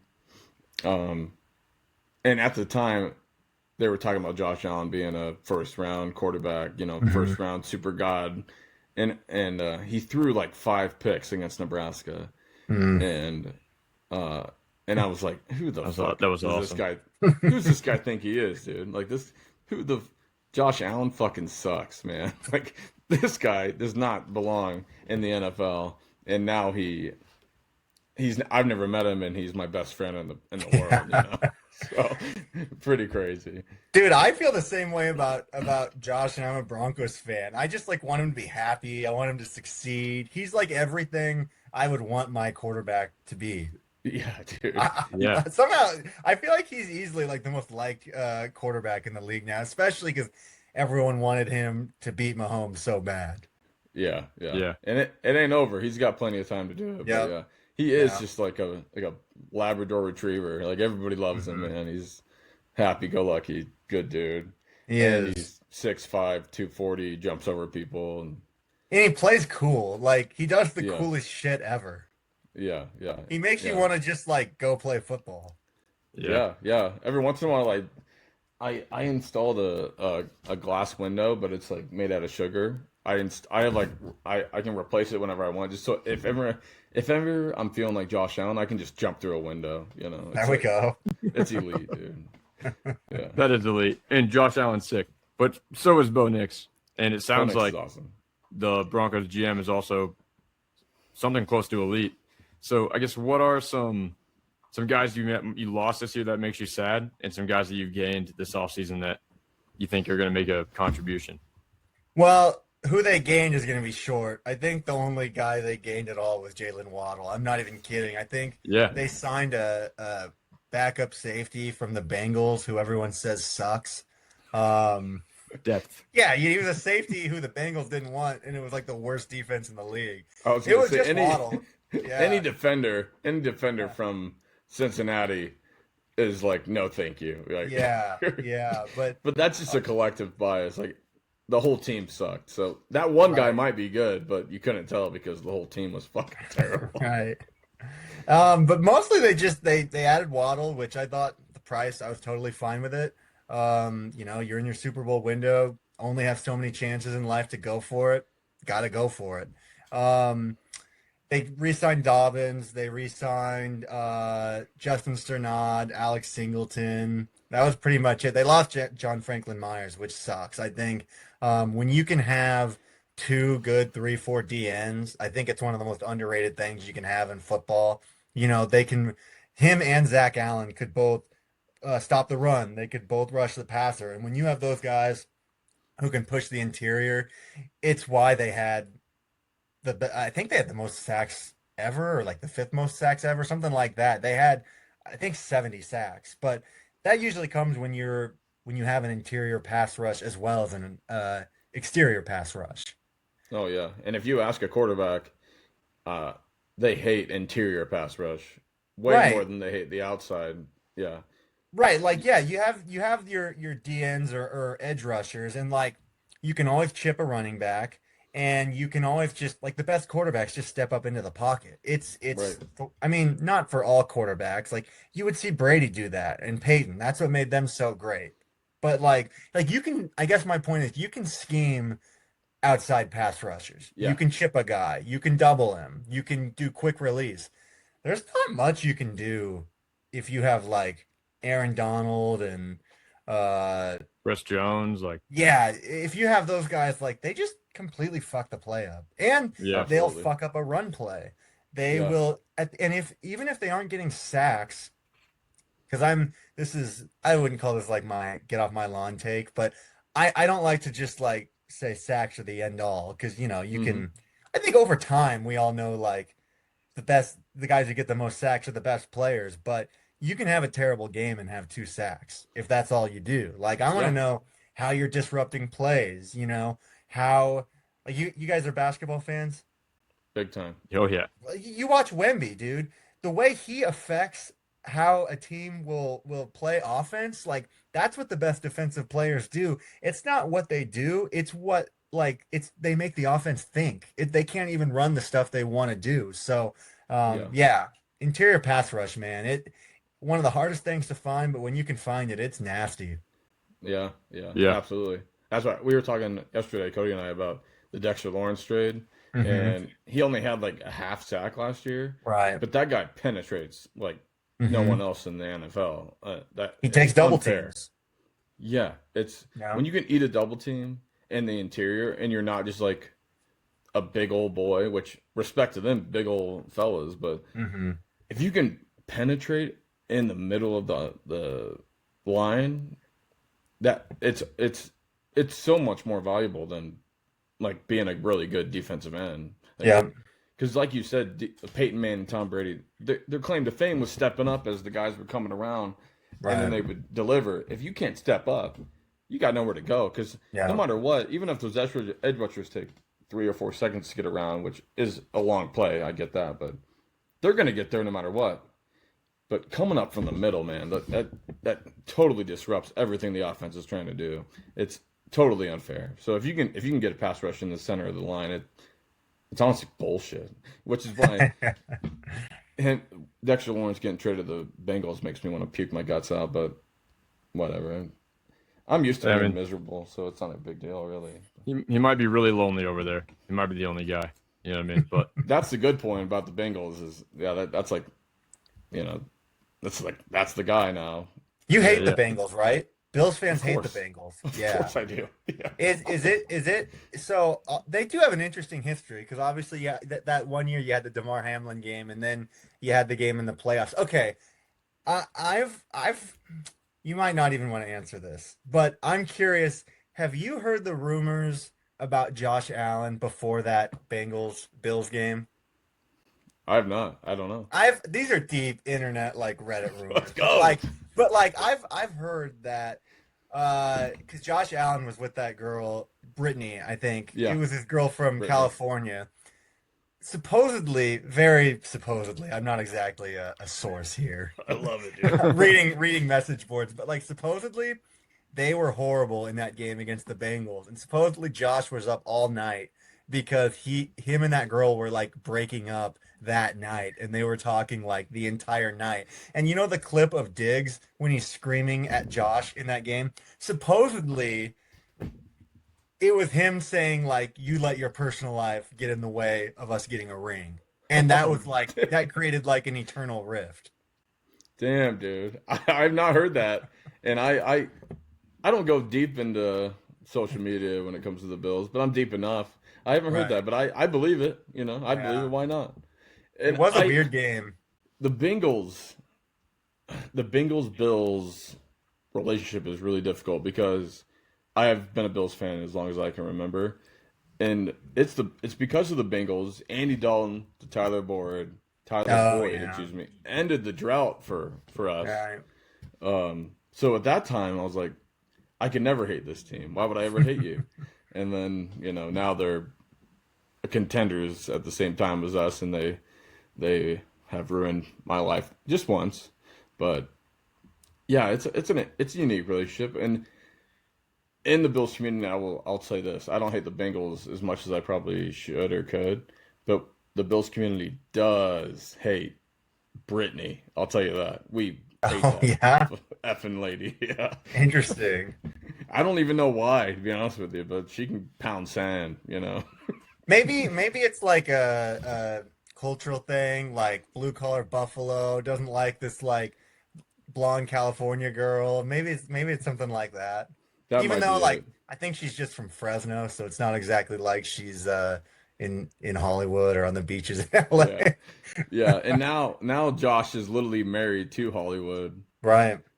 But I had a crush on Haley Steinfeld from Pitch Perfect too when I was like 18, so all Yo, good in my dude, book. But if Josh hears this, he's never gonna come on the pod. I was a You're kid, addicted to his Josh. wife. Nice. Well, I guess I'll just tell Josh, hey, my dad's a truck driver. I'm no threat. I'm no threat, Josh. Okay. well, if we're talking about crushes, I guess what is your favorite, not necessarily best, but like your favorite Bronco of all time?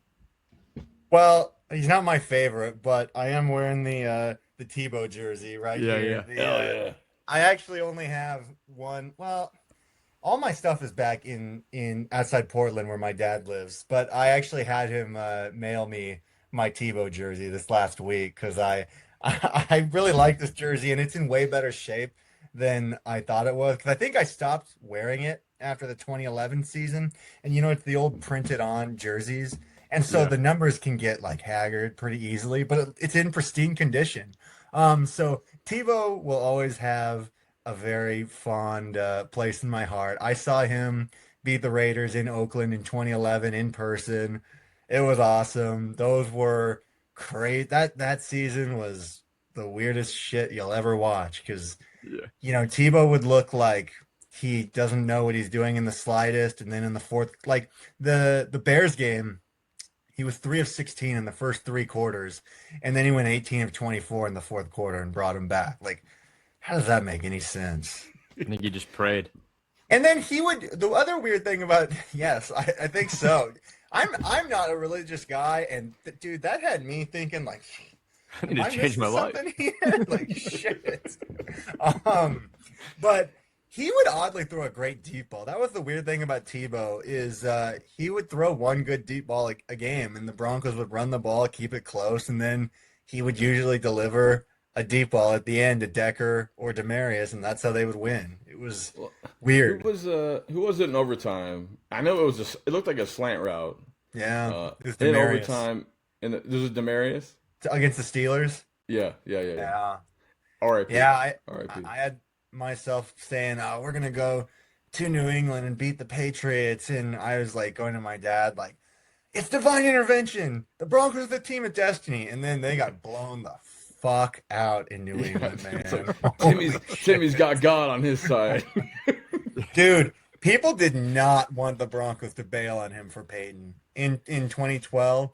People wanted Tebow to get another year, and I think I was probably on the side of Tebow because I actually Yeah. didn't Yeah. like Peyton. Peyton beat the hell out of the Broncos my whole life growing up. hmm And I was always a Brady guy. I don't know. I never liked the Colts uniforms. I thought Peyton looked kind of stupid in the Colts uniforms. With all due And respect to Peyton Manning, he looks stupid in everything he's ever worn. yeah.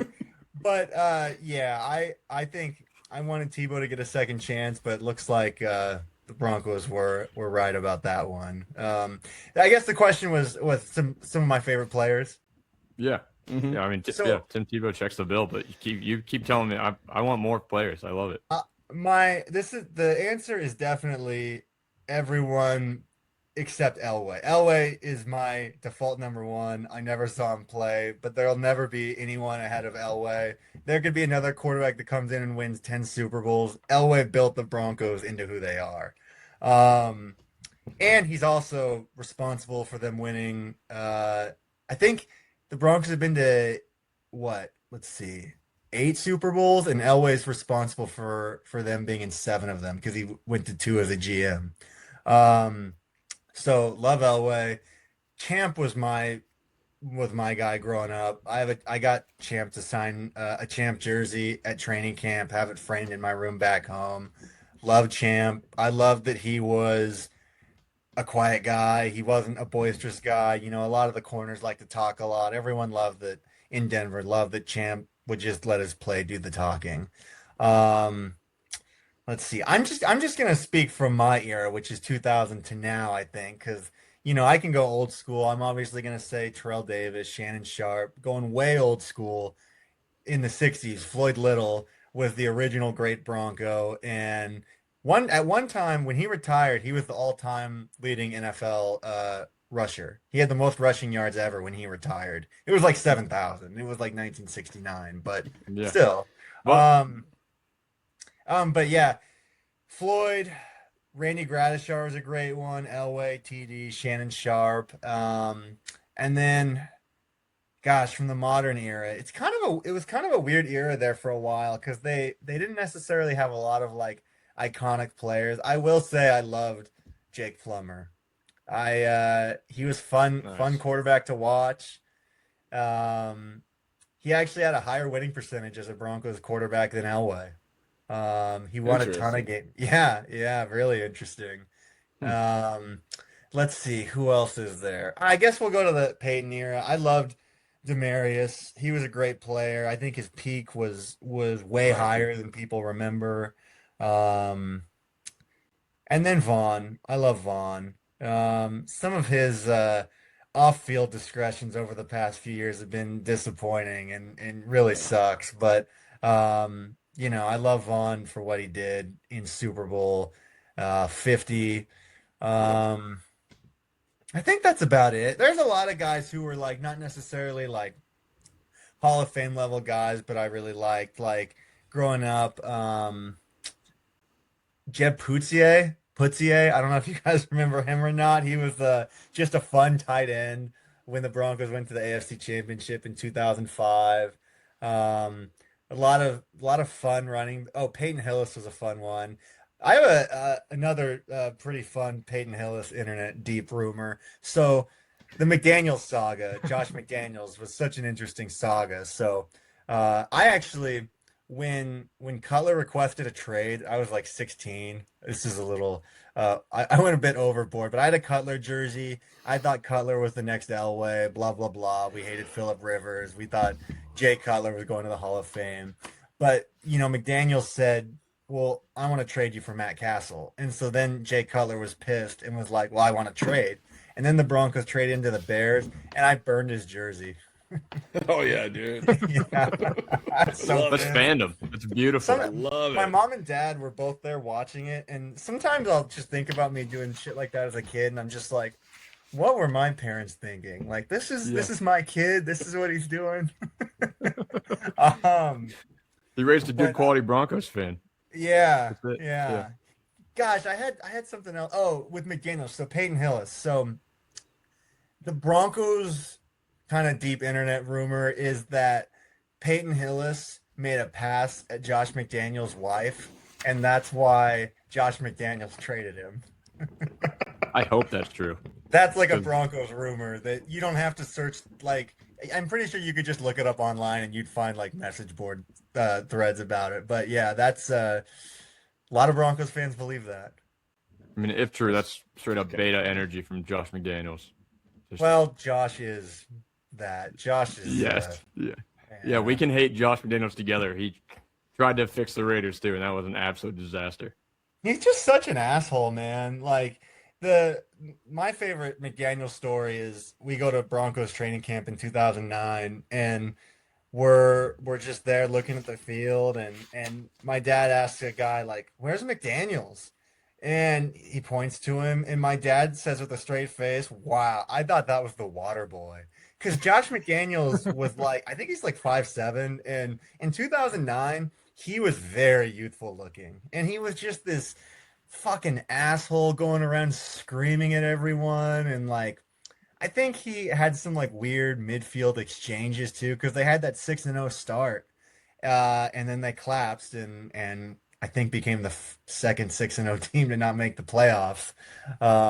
Good times. Um, but yeah, he was the worst, man. And he was embarrassing too. The Broncos had their own Spygate scandal with him, and he tried to be Belichick, which we've seen when you try to be Belichick, it doesn't work. Turns out people don't like it when you're an asshole. Yeah, yeah. Weird. Weird. You got to have like a bunch of success, and then I guess you get a free pass to be an asshole. But until then, you can't just walk around acting like that. Yeah, hard to treat grown men like that too. Yeah. Especially in know, the man. NFL. Yeah, dude. Like Yeah. these You are guys grown made fucking it. men that are It's very not- accomplished yeah. people. It's not like he was built like Mike Vrabel or something. It's like Right. he's like a 5'8", like midget for football standards. Like he doesn't even look like he belongs. He had a little Napoleon thing going for him, but Yeah. whatever. I'm glad he's not a Raider. I'm glad he's not a Bronco. We can. That's the one thing that, as far as rosters and fandom go, we can agree on that. Well Yeah, I said. mean, failed Bronco, failed Raider, and a Patriot. So I think collectively we can say, fuck that guy. Fuck that guy. Yeah, I'll say fuck that guy. Whatever. I'm in. Hell yeah. I'll never meet him, and if I do, I'll tell it to his face. He's 5'7". What's he gonna fucking All right, Cody. Nice. Cody, run Beautiful, yeah. us up. Let's do guys and let's roll out. Hey, relax. But yeah. So I guess Calm down. the we'll wrap it up with what we're calling the pyramid of guys. You get it? Like top three. G-U-Y. Mhm. Like Yeah. guy, is it? Yeah. So I guess who are your top three Broncos of all time? Who are on your pyramids of guys? So I'm just giving my top three. Just top three, and this is actually like greatest Broncos of all time, not just like your Michael Crabtrees Yeah. for me. I love it. So am I ranking them too? Nope, it can be no specific order. No Well, specific order. Doesn't matter. Elway's definitely one. I know I don't have to rank him, but Elway's definitely one. And anyone that says otherwise doesn't understand Denver and doesn't understand the Broncos. Yeah. Elway made the Broncos big time. I mean, before Elway got there, the Broncos weren't really a national, or Denver wasn't like really a national city. And then, he got into 3 Super Bowls, didn't win those Super Bowls, but then they got the Rockies and they had the Nuggets before then. But I think sports can play a big time marketing tool for a city, and he really helped Denver just get nationally relevant. Second, I know it wasn't long, but I don't think you can leave Terrell Davis off. He's got the Super Bowl MVP. He's got the 2,000 yards. I think TD has the greatest 2-year stretch in running back history. I think 2-year stretch, 3,700 regular season yards, Super Bowl MVP, regular season MVP. He was awesome. Broncos fans love him.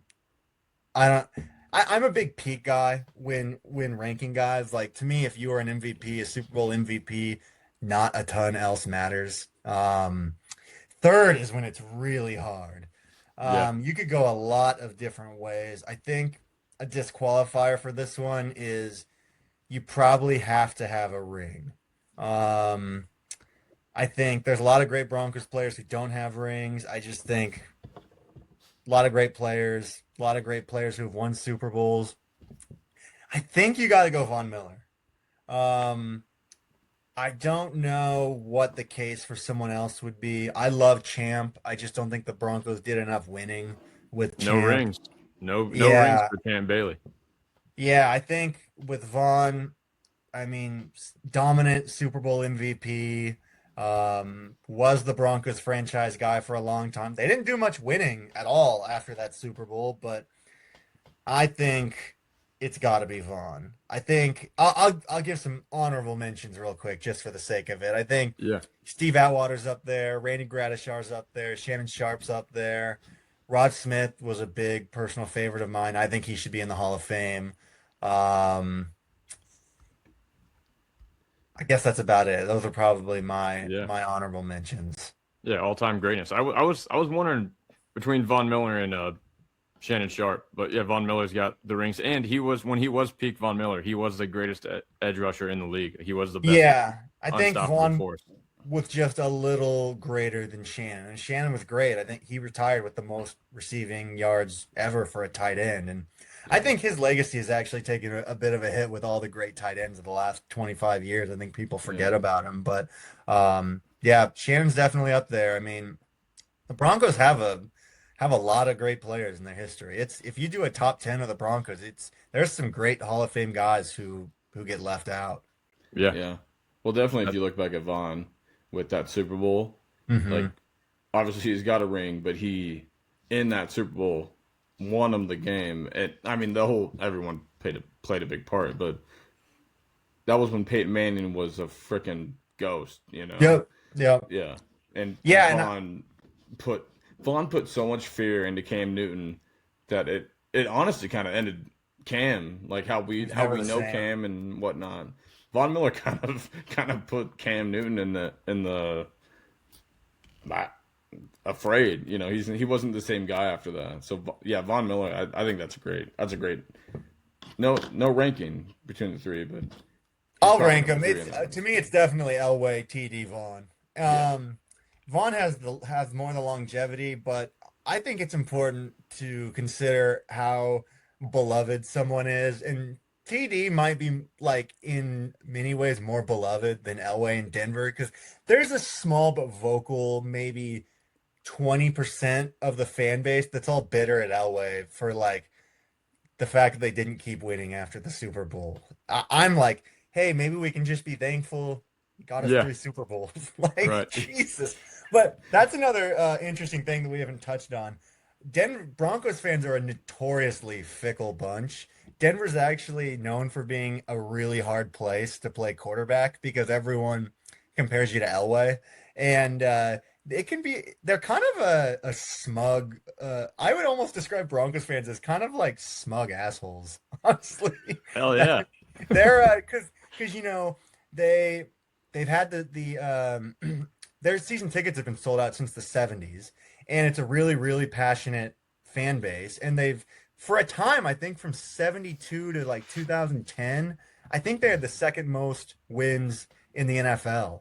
And so, like, when they came on hard times around 2017, it was like they became a very like bitter, smug group. But I will say a big part of that was the ascension of the Chiefs made everyone in the AFC West a bit bitter. Yeah, absolutely. Like you guys had all that success, and then as soon as you have a little bit of a down season, the frickin' Chiefs Do you guys go up. do you guys remember when Mahomes did that stupid flip pass against the Broncos? He was like running out of bounds and he just like flipped it to the guy. I was watching at a bar in San Diego and just stood up and yelled "fuck you Kansas City" and flipped off the screen because I was so upset and I couldn't fucking take it because that was the end of Russ year one. And I can't tell you guys how miserable it was the end of Russ year one. We Broncos fans thought it was over. We were gonna be who's the worst team now? The Cardinals. We thought we were gonna be the fucking Arizona Cardinals for the Thank you rest for of our saying that. existence. Yeah. Not the Raiders. We're gonna be the fucking Raiders. No, I can't say that. We thought we were going to be bad and boring and irrelevant. At least the Raiders are always like, you know, sort of like fun. Something's going Yeah. on. It's not boring, but we just thought we were going to be a boring snooze fest because, you know, the Broncos for 5 years had been a defensive team, so they would lose all these fucking games like 20-10. So not only were they bad, but they were fucking boring as shit. Some of their games were so boring to watch. You know, that first Russ year, everyone thought the Broncos had a great defense, and I think it was good, but it was because they knew the Broncos couldn't score. And so teams were playing it close to the vest and not like trying to really like blow them out because they knew they didn't need to show anything because the Broncos had what felt like the worst offense I'd ever seen. It was crazy. It's awesome, man. Sucking I, at football fucking sucks. I'll say that. My last I've thing been about there. that. Yeah. Last thing about that, because I remember telling you guys about the times I've stopped watching the Broncos. One of those times was when they lost 70-20 to the Dolphins. I went for a hike the next weekend instead of watching the Broncos because I just could not fucking take it. I get it, man. Yeah, I think Cody and I can both say we fucking get it. yeah. You guys don't even know what losing feels like, dude. All right, you guys don't get it. I have Antonio Brown here behind me. He didn't play a snap for me. You have an One- Antonio Brown jersey? Yes, because when we got him, Nice. it was Gruden and Mike Mayock. Like we were cooking with gas, we thought, and then nope, he got his feet too cold or something, and then beginning of the end. But Yeah. Have you guys ever seen the list of Antonio Brown like transgressions? yeah, it's hilarious. It's like 50 things, and Yeah. they're all like completely insane. Yep. Yeah, like, not. I a love him normal now. person. No, not a normal guy. I love the content creation now. Now that he's not a Raider, he's not destroying my franchise. He's just a really funny guy. Yeah, he It's good says in funny there. things on Twitter now, right? Yeah, like yeah. nonstop. That's He was on insane. Theo Vaughn's podcast just saying all kinds of stuff. Oh, Very, wow. very entertaining. But yeah, I guess so. Dude, this has been absolutely awesome. One last thing before we let you go. Mhm. What is your season prediction? It doesn't have to be like an exact win loss. You know, No, if, we need we no. We need a win loss. I gotta pull up the schedule real quick. Or wait, there's no That's that. schedule yet, right? No, the opponents have been no. released, but no schedule. So Well, let me pull up the schedule or the opponents real quick. Because they play a first place schedule, which means it's probably yeah, going to be a pretty hard schedule. Yeah. Well, Okay. you'll get the Patriots for sure. You'll get Jacksonville. Is it Jacksonville or Tennessee or the Not the Titans. Jesus. Houston. I don't Okay, know. I got it here. So let's see. Home, Jags, Seahawks, Rams, Bills. Man, that's pretty Damn, that's a hard. tough one. Yeah, Home slate, man. Away we got, let's see, Patriots, Niners. Away slate is pretty easy. They went 14-3. They won a ton of one-score games. Everyone, if you're going by history, you would say the Broncos are a regression candidate. I don't think they were a bad team by any stretch. I thought they did a lot of weird shit during the season that made some of those games closer than they needed to be. Um, I'll say 12-5. That's not a fun answer, but I feel like if you think you're a good team, you'll probably go 12-5. Um, a lot. Who knows what's going to happen with the AFC West, man? Like, right. I think Clint Kubiak's good. I think who knows if Fernando's going to be good. I mean, I know the Raiders. Did the Raiders add offensive linemen in free agency at all? Just Linderbaum, our center. Oh, that's pretty good. I mean, one. Yeah, that's a big So, one so for you them. got Linderbaum and Colton Miller. I mean, I always say if you can get two good offensive linemen, that's usually enough to build a competent offensive line. I Yeah, mean, I don't know. You assume the Chiefs will be competitive. Who knows how long Mahomes is going to be out? Yep. 12-5 might be aggressive. I mean, there's a chance the Raiders are a plucky team that, maybe is competing for 8 or 9 wins, but um I'll go with 12-5.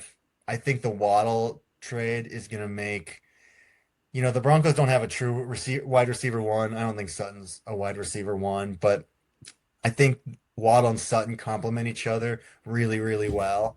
And I think that is going to greatly benefit the offense. So I think that most likely the defense will take a small step back. Defenses are pretty volatile usually. They usually don't stay completely elite. I'm not even sure the Broncos defense was totally elite last year. They had some games where they got the shit. I mean, they got the shit beat out of them in the Buffalo game. I don't think they could actually stop Buffalo. They only got turnovers. Yeah, we'll talk Um, about it. but yeah, I'll go 12-5. I think the offense is going to be better. I think Bo will cement himself as a top 10 quarterback this year. Um, so yeah, I'll say 12-5 and are the 3 seed. I like it. So Because AFC West champs. yeah, AFC West champs. And another thing about last year is like a lot of all the great quarterbacks had like the year from hell. We had no Burrow, we had no Mahomes, we had no Lamar. I don't think that will happen again. I think um, it's going to be a competitive AFC, man. There's a lot of good teams with good quarterbacks and are ready to roll. Yeah. Yeah, it should be a blast. It should be an awesome year AFC. If the Broncos, I also think they're going to win the West again, but we'll see what Kansas City has to say about that. And the Chargers. We don't know if the Chargers are going to be a 12-win team or a 7-win team. It could If be. if they get their tackles healthy, they can be really good. I'm not a Herbert guy, man. I just think however you define clutch, Justin Herbert is not that. I mean, How many years does it take to like, oh, it's a prove year, it's a prove year, it's a prove year, it's a prove year? How many times are we going to do it before we're like, he's really good at throwing a football, but he's not that guy? it's just at what like point? 3 playoff games, and in every playoff game, he looked like the worst quarterback who ever lived. I mean, come Exactly. on. Exactly, man. He I agree. doesn't lose playoff games 30-27. It's not like he loses heartbreakers. He gets nationally embarrassed in every single playoff game he's ever played, which is really weird. Yeah.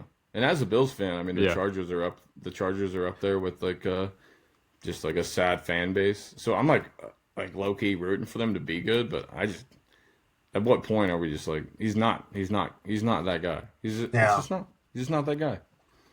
I agree. I mean, I guess all three of us have an AFC team to root for. What's that? Oh no, he's gone. Hopefully, he's just not that good. I'm gone. There he is. No, you're here. I'm back? Yeah. Nice. Yeah. Sorry, I had to switch Wi-Fi too. Anyway, so it doesn't matter. But hopefully, as guys that root for AFC teams, hopefully he's not good, and hopefully they keep putting him out there.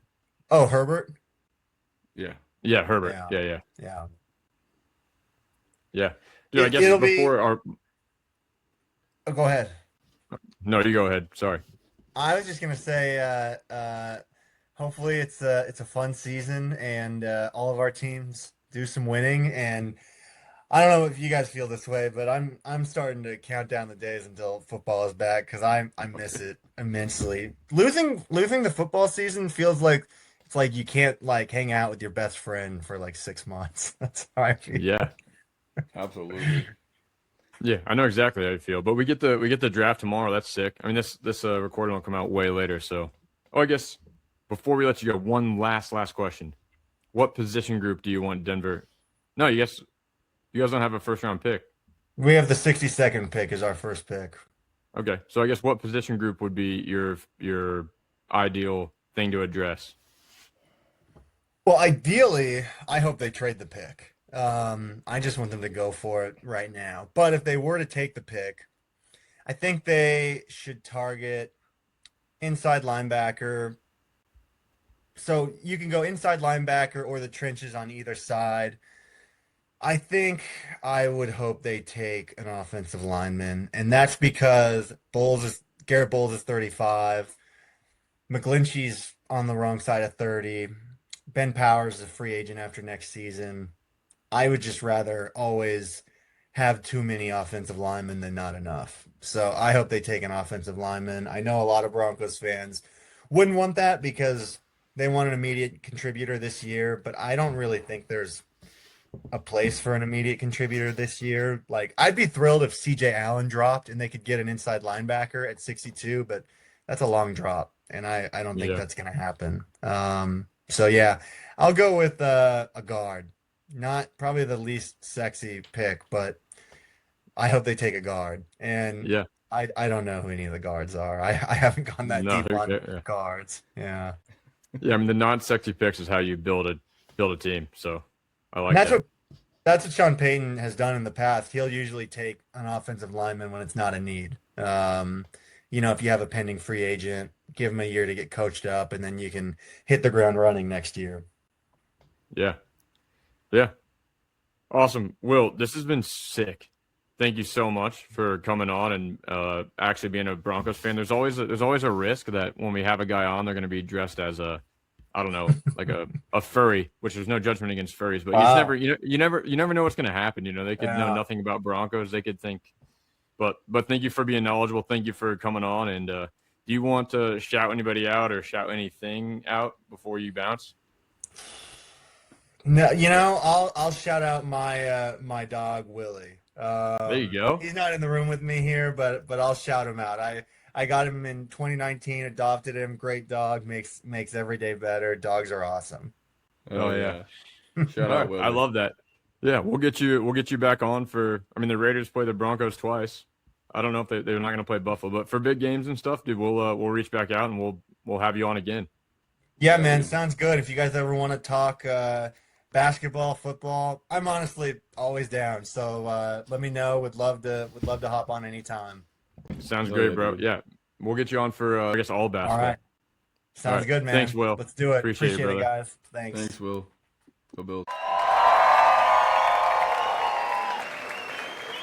All right, welcome back. It is time to make a contribution, make a donation, everybody's favorite thing, the Make a List Foundation. And today, I'm kind of screwing Dylan a little bit because I'm going to tell him right now what we're going to make a list of. But we're going to make a list of It's about to be Memorial Day. All right. It's barbecue season. Summer's coming. We're gonna make a list of the best backyard barbecue dishes.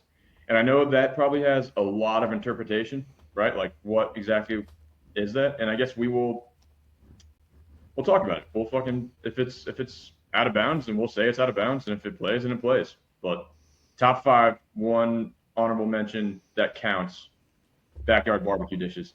Um, and it is Memorial Day. Dylan, you served this great country and went to combat zones doing it, so you can go first. Well, okay. Yeah, this is tough, man. Also, I feel like I'm blanking on all foods that exist.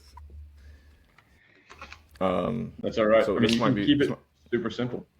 yeah, I'm gonna have to due to the nature of the preparation and because everyone says preparation is the number one key to success. Everyone says that. Everyone So says my that. lack of preparation might have a poor result. Okay. Anyway, um, this is tough. Okay. 1-1 backyard barbecue food. My brain wants to say steak, but I think a 1-1 in my heart. I got to go hamburgers. Nice. I First off, hamburgers are awesome, and you wanted to pick steaks because steak's like the best food in the world. It's not because necessarily it's like the best. So I get where your head's at. And Yeah. hamburgers are sick, dude. Like a hamburger off the grill. Like yeah, you can go buy a McDouble any day. You know, we have jobs, we can afford McDoubles, but Hmm. getting a dude, getting a hamburger that your uncle is just frying up and like, yo, get your plate, dude, get your bun, slap it on there. That's the best. But Yeah. so that's your 1-1. I respect that. My 1-1, and I'm glad that you chose hamburgers because I get to keep my first pick. And same exact like line of thinking, hot dogs, dude. Yeah. And Yeah. dude, hot dogs are also incredible because unless you're a weirdo, like anybody that kind of cares about their body, you're not eating hot dogs every week. You know what I mean? You're not eating hot dogs very often. Like you can't get if you sit down at Chili's or Buffalo Wild Wings to like watch football or do whatever you're doing, you're not getting a hot dog. It's not on the freaking menu. But when you're in the backyard, when it's summer, you're Yeah. getting a hot dog, dude. I just went to some stupid party. Sorry, it wasn't stupid for if they were listening. It was a really fun party. It really was. I regret saying that, but I went to like a party and they had a guy a guy grilling stuff up, and dude, I mean, like I said, I don't eat hot dogs every day. I don't eat hot dogs ever because I'm 30 years old and I don't want to be 400 pounds and die of diabetes. So, but dude, this guy had hot dogs and he was frying them up perfectly, and I ate 4 hot dogs, dude. I didn't even I dude the first two I just did ketchup and mustard, but this guy had chili that I don't think they were supposed to be together. But I went and got some chili, put it on my dog with a little Nice. mustard. My goodness, dude. Yeah, Yeah. incredible. That's Incredible. hilarious. That's hilarious because I was literally about to say my favorite thing about grilling hot dogs is you can always make way more than you need, so you can fucking smash them, dude. Yeah. That's obviously a Dude, fat kid thing to say, but it's true. Yeah. I Dude, can, we don't even know what's inside of a hot dog. I don't know what it is. Like, Don't care. I don't even know what animal it came out of. I think it's I multiple don't care. animals. That sounds freaking disgusting, but I love hot dogs, and that is my 1-1. And I don't know what I'm gonna do for Memorial Day, but I know that I'm gonna be eating hot dogs. It's good, yeah. It's All right. snake, right? No, it's back and forth. If Oh, we had okay. another participant, which we may have someday, then yeah, snake makes sense. But Right on, brother. All you. This second one might be. I don't know if this is popular for everybody, but being from the great state of Nebraska, I'm just gonna go corn on the cob, dude. Corn on the cob on dang the it, grill. bro. Woo, Dang it. woo. I That's swear some good that stuff. that was gonna be my pick, dude. And how dare you? Yeah, But corn on the cob, baby. Not versatile, Yeah. but my God, is it delicious? yeah. Oh man, I'm jealous of that, and I'm proud of you as a Nebraska resident to pick corn on the cob second overall. That's sick. My son actually had his first corn on the cob yesterday, and he was like picking it up with his tiny little hands and just kind of running through it. And I'm like, yeah, dude, you've never been to Nebraska. You may never even step foot in that state, but your blood is half of mine. Yeah, that's sick, dude. All right, I get to pick now. And You like my pick though, huh? I liked it a lot. I liked it a lot. Dude, and this might be controversial. I don't know. I just know this is at every backyard barbecue, so I'm gonna do it. I'm gonna go chips and dip. I didn't even think Dude, of that. That's a good one. Dude, when mom used to like just slow cook some delicious cheese dip, you kidding me, bro? That's just yeah, and it's simple. Like it's like what you're eating when you're waiting for your uncle to finish the hot dogs and hamburgers. You're eating chips and dip in the interim, and all time. So that's my pick. funny, dude. That's a good one. Thank you. It's just two of us, and there's lots of food, so we both better have pretty good lists. You know what I'm saying? Yeah, I hope so. It's gonna get It's harder than I thought it was gonna be. I'm gonna close out like a perfect plate here. I'm gonna go with baked beans. Dang, yes, dude. Yeah, think about that, brother. Think about that plate: a hamburger, corn on the cob, and some beans. That's Americana right there. That's America, 4th of July. I basically just explained Memorial Day. Yeah, I mean that's I guess what it is, dude. Pour one out for the men that serve this beautiful country and eat some hamburgers, corn on the cob, and baked beans. That's it. Yep. And I'm jealous. I'm jealous, but you know, I get to pick two, so I'm gonna go.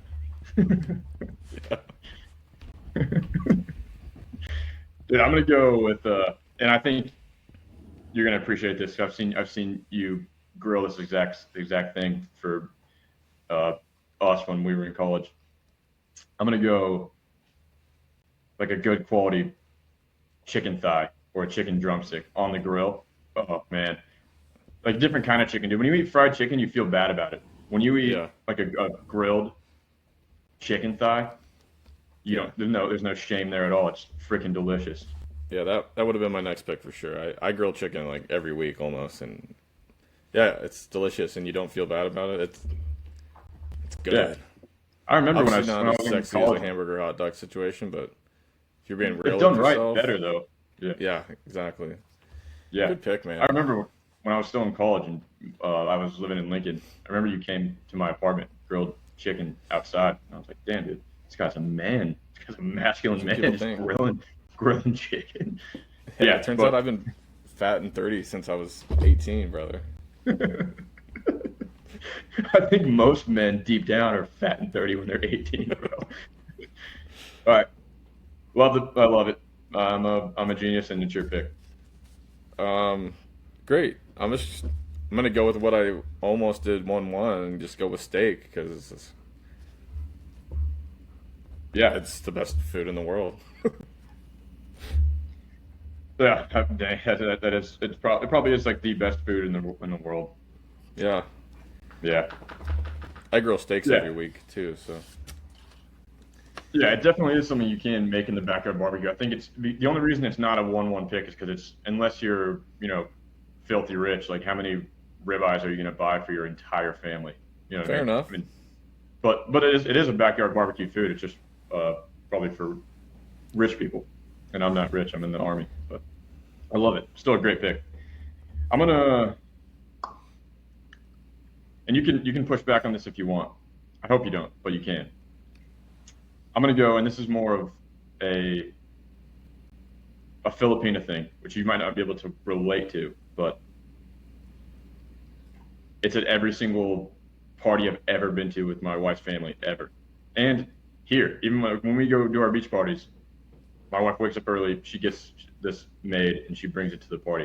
I'm gonna go lumpia, and if you don't know what that is, it's like a Filipino spring roll, like a fried spring roll. Oh, Incredible I'm stuff. on board, dude. Yeah. Yeah, I mean, good. I just wanted to pay a little respect to my the other side of my family, and lumpia is incredible. I don't know wherever people are listening, dude, go find a Filipino restaurant or go find a Filipino lady and tell her, hey, whip me up some lumpia, and she'll know exactly what you're talking about, and it'll be incredible. It's my favorite thing.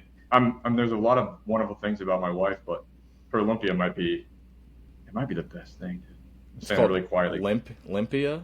Lumpia. So like Lumpia. Lima uniform, Mike, Papa India Alpha, Lumpia, Lumpia, and that's probably the Tagalog word for it. But realistically, it's just a spring roll. And sometimes they'll put meat in it. Sometimes it's just a vegetable lumpia with like tofu in it. I'm not a tofu guy because I'm a grown man, but it's awesome, dude. It's awesome.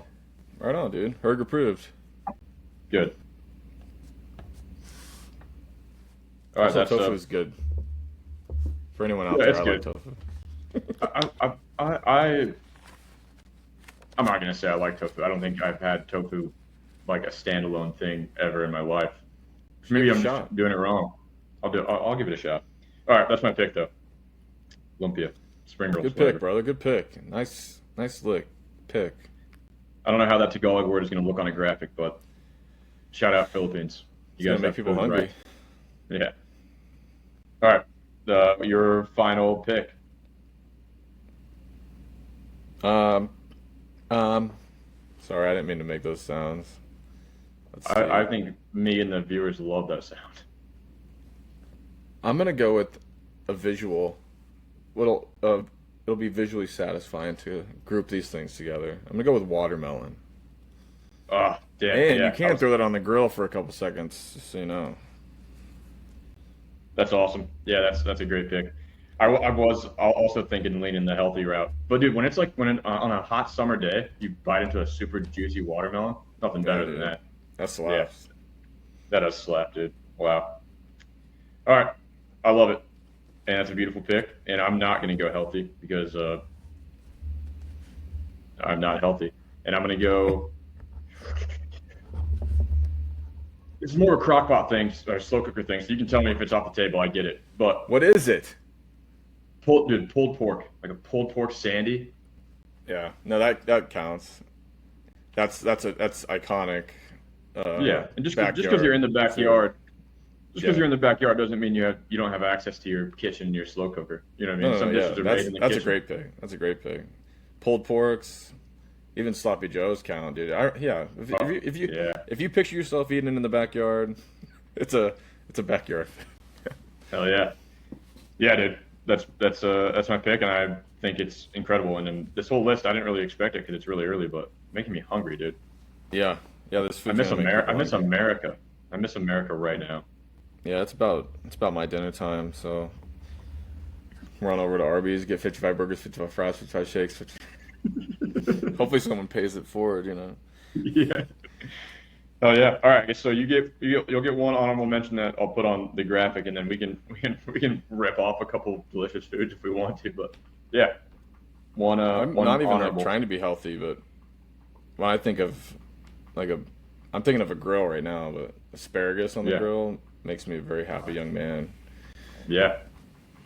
So is that your honorable mention? That's my honorable mention, my HM, as they say on the No, that's a great pick, dude. You can put it right on the grill if it's at lower heat, or you can wrap them in tinfoil and let them just like boil in some butter. Yeah, all time. I love that pick. Yeah. I appreciate you going healthy back to back at the end. I'm gonna actually stay as far away from that as possible, and I'm gonna go ice cream. I know you don't have to cook it, but that's talking about hot summer days and like what you do when you're chilling in the backyard. Like, dude, like kids, you try to not give them ice cream, but dude, on Memorial Day, if you're out in the back with the family, your kid's eating ice cream, you don't care anymore. You know what I mean? Yeah, that's good. Yeah. That's good. Everyone likes ice cream. Yeah, except for people who are lactose intolerant. But some of them, they even like it. They just power through. Yeah. Lots of Rhea. Respect, no doubt, dude. All right, dude. I mean, I can list off a couple just things that. I mean, like, there's like macaroni and cheese is a staple in this world. That would have been a good, yeah. Yeah, I mean, something that you and I recently discovered, like very recently, coleslaw, dude. Yeah. That pineapple jalapeno coleslaw we got in Seattle, If we put that on top of a pulled pork sandwich, whew, you kidding me? That's wow. Yeah. Yeah, We just that's discovered good. coleslaw at 31 years old, but coleslaw, big one. I was also thinking, dude, like we haven't done this since. I mean, we haven't done this since we were children. I don't think, but dude, a good quality fish fry. You know, Yeah, you go to the pond all day with like for us like uncles and brothers, and then whatever you catch, that's what you get to go fry up. yeah, That's a that's that's a a good that's a time. whole that's a whole other thing, which is why it's an honorable mention, but all time. That's a good time. It's a good time. Yeah, Now I'm hungry and I want to go yeah. fishing, dude. I don't know if you got any more food you want to shout out, but we did incredible. No, I'm hungry enough, dude. Hungry enough. Yeah, It's a good list though. Mine's classic Americana. Yours is fine. yeah. A little more diverse, I guess. Yours is like the classic Americana. Unless I mean Yeah, like dude, hamburgers, corn on the cob, baked beans, watermelon. All those are you are describing the Fourth of July. You're yeah, describing Memorial Day. Steak is incredible. I think it doesn't. I don't know if that. When I think about steak, I think of me treating myself. You know what I mean? But I get but it you. is you make it on the grill, and if you got the capital, why not give your whole family ribeyes? You know what I mean? You got the capital, whip them up, put them on the grill. Yeah, dude. Yeah, I love it, dude. That was beautiful.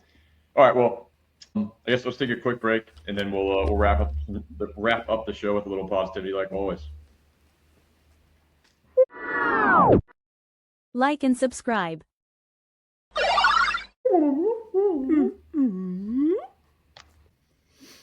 All right, let's wrap up the show, and as always, let's wrap up the show with positivity. You got to love the little things. You have to love what you have. So, Dylan, what do you have that you love? What I love, and this week in particular, is a basement. Yeah. It could Okay. super random, but in Nebraska right now, the last few days, it's been really stormy. Had some possible tornado stuff going on, and sirens go off, and you just go down to your safe basement. It's just where you go. You feel safe. Yeah. So, and Yeah. a Okay. basement can be anything. Basement can be a man cave, could be a workout area, could be Yeah. anything.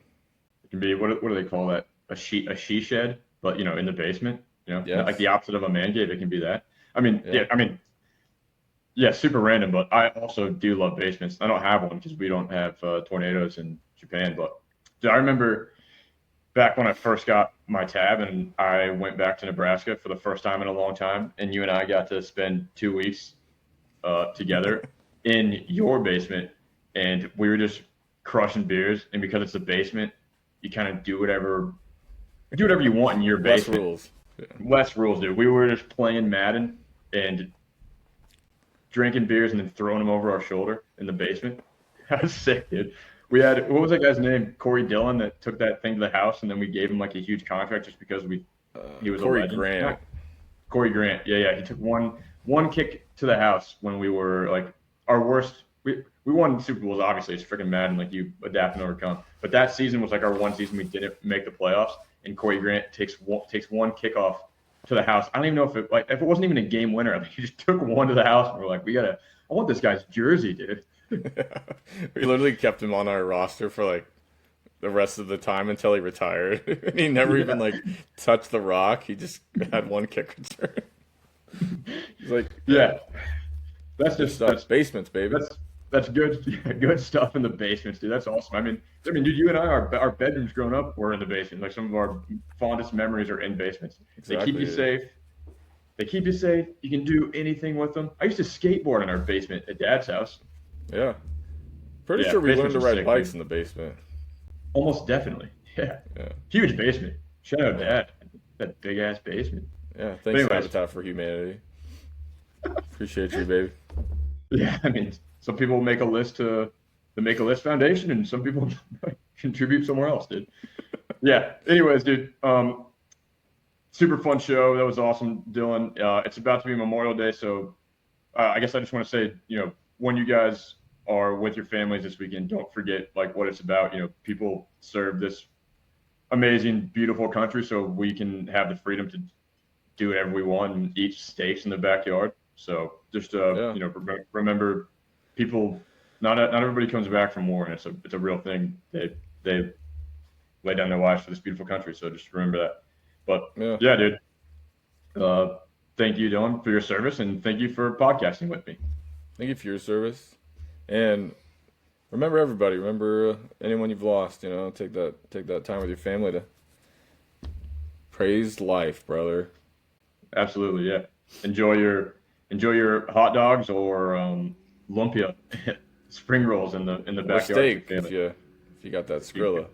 Yeah, and if you don't got enough capital to, buy ribeyes for your whole family, just kind of just volunteer to be on the grill. Grill yourself that one ribeye, and don't tell anybody. You get the ribeye. It's your steak. Anyways, dude, awesome show, guys. Thank you for watching, listening, whatever you're doing. Please like and subscribe, and follow us on X and Instagram to Content Podcast. We love you. Go Raiders. Go Sabres. Bye.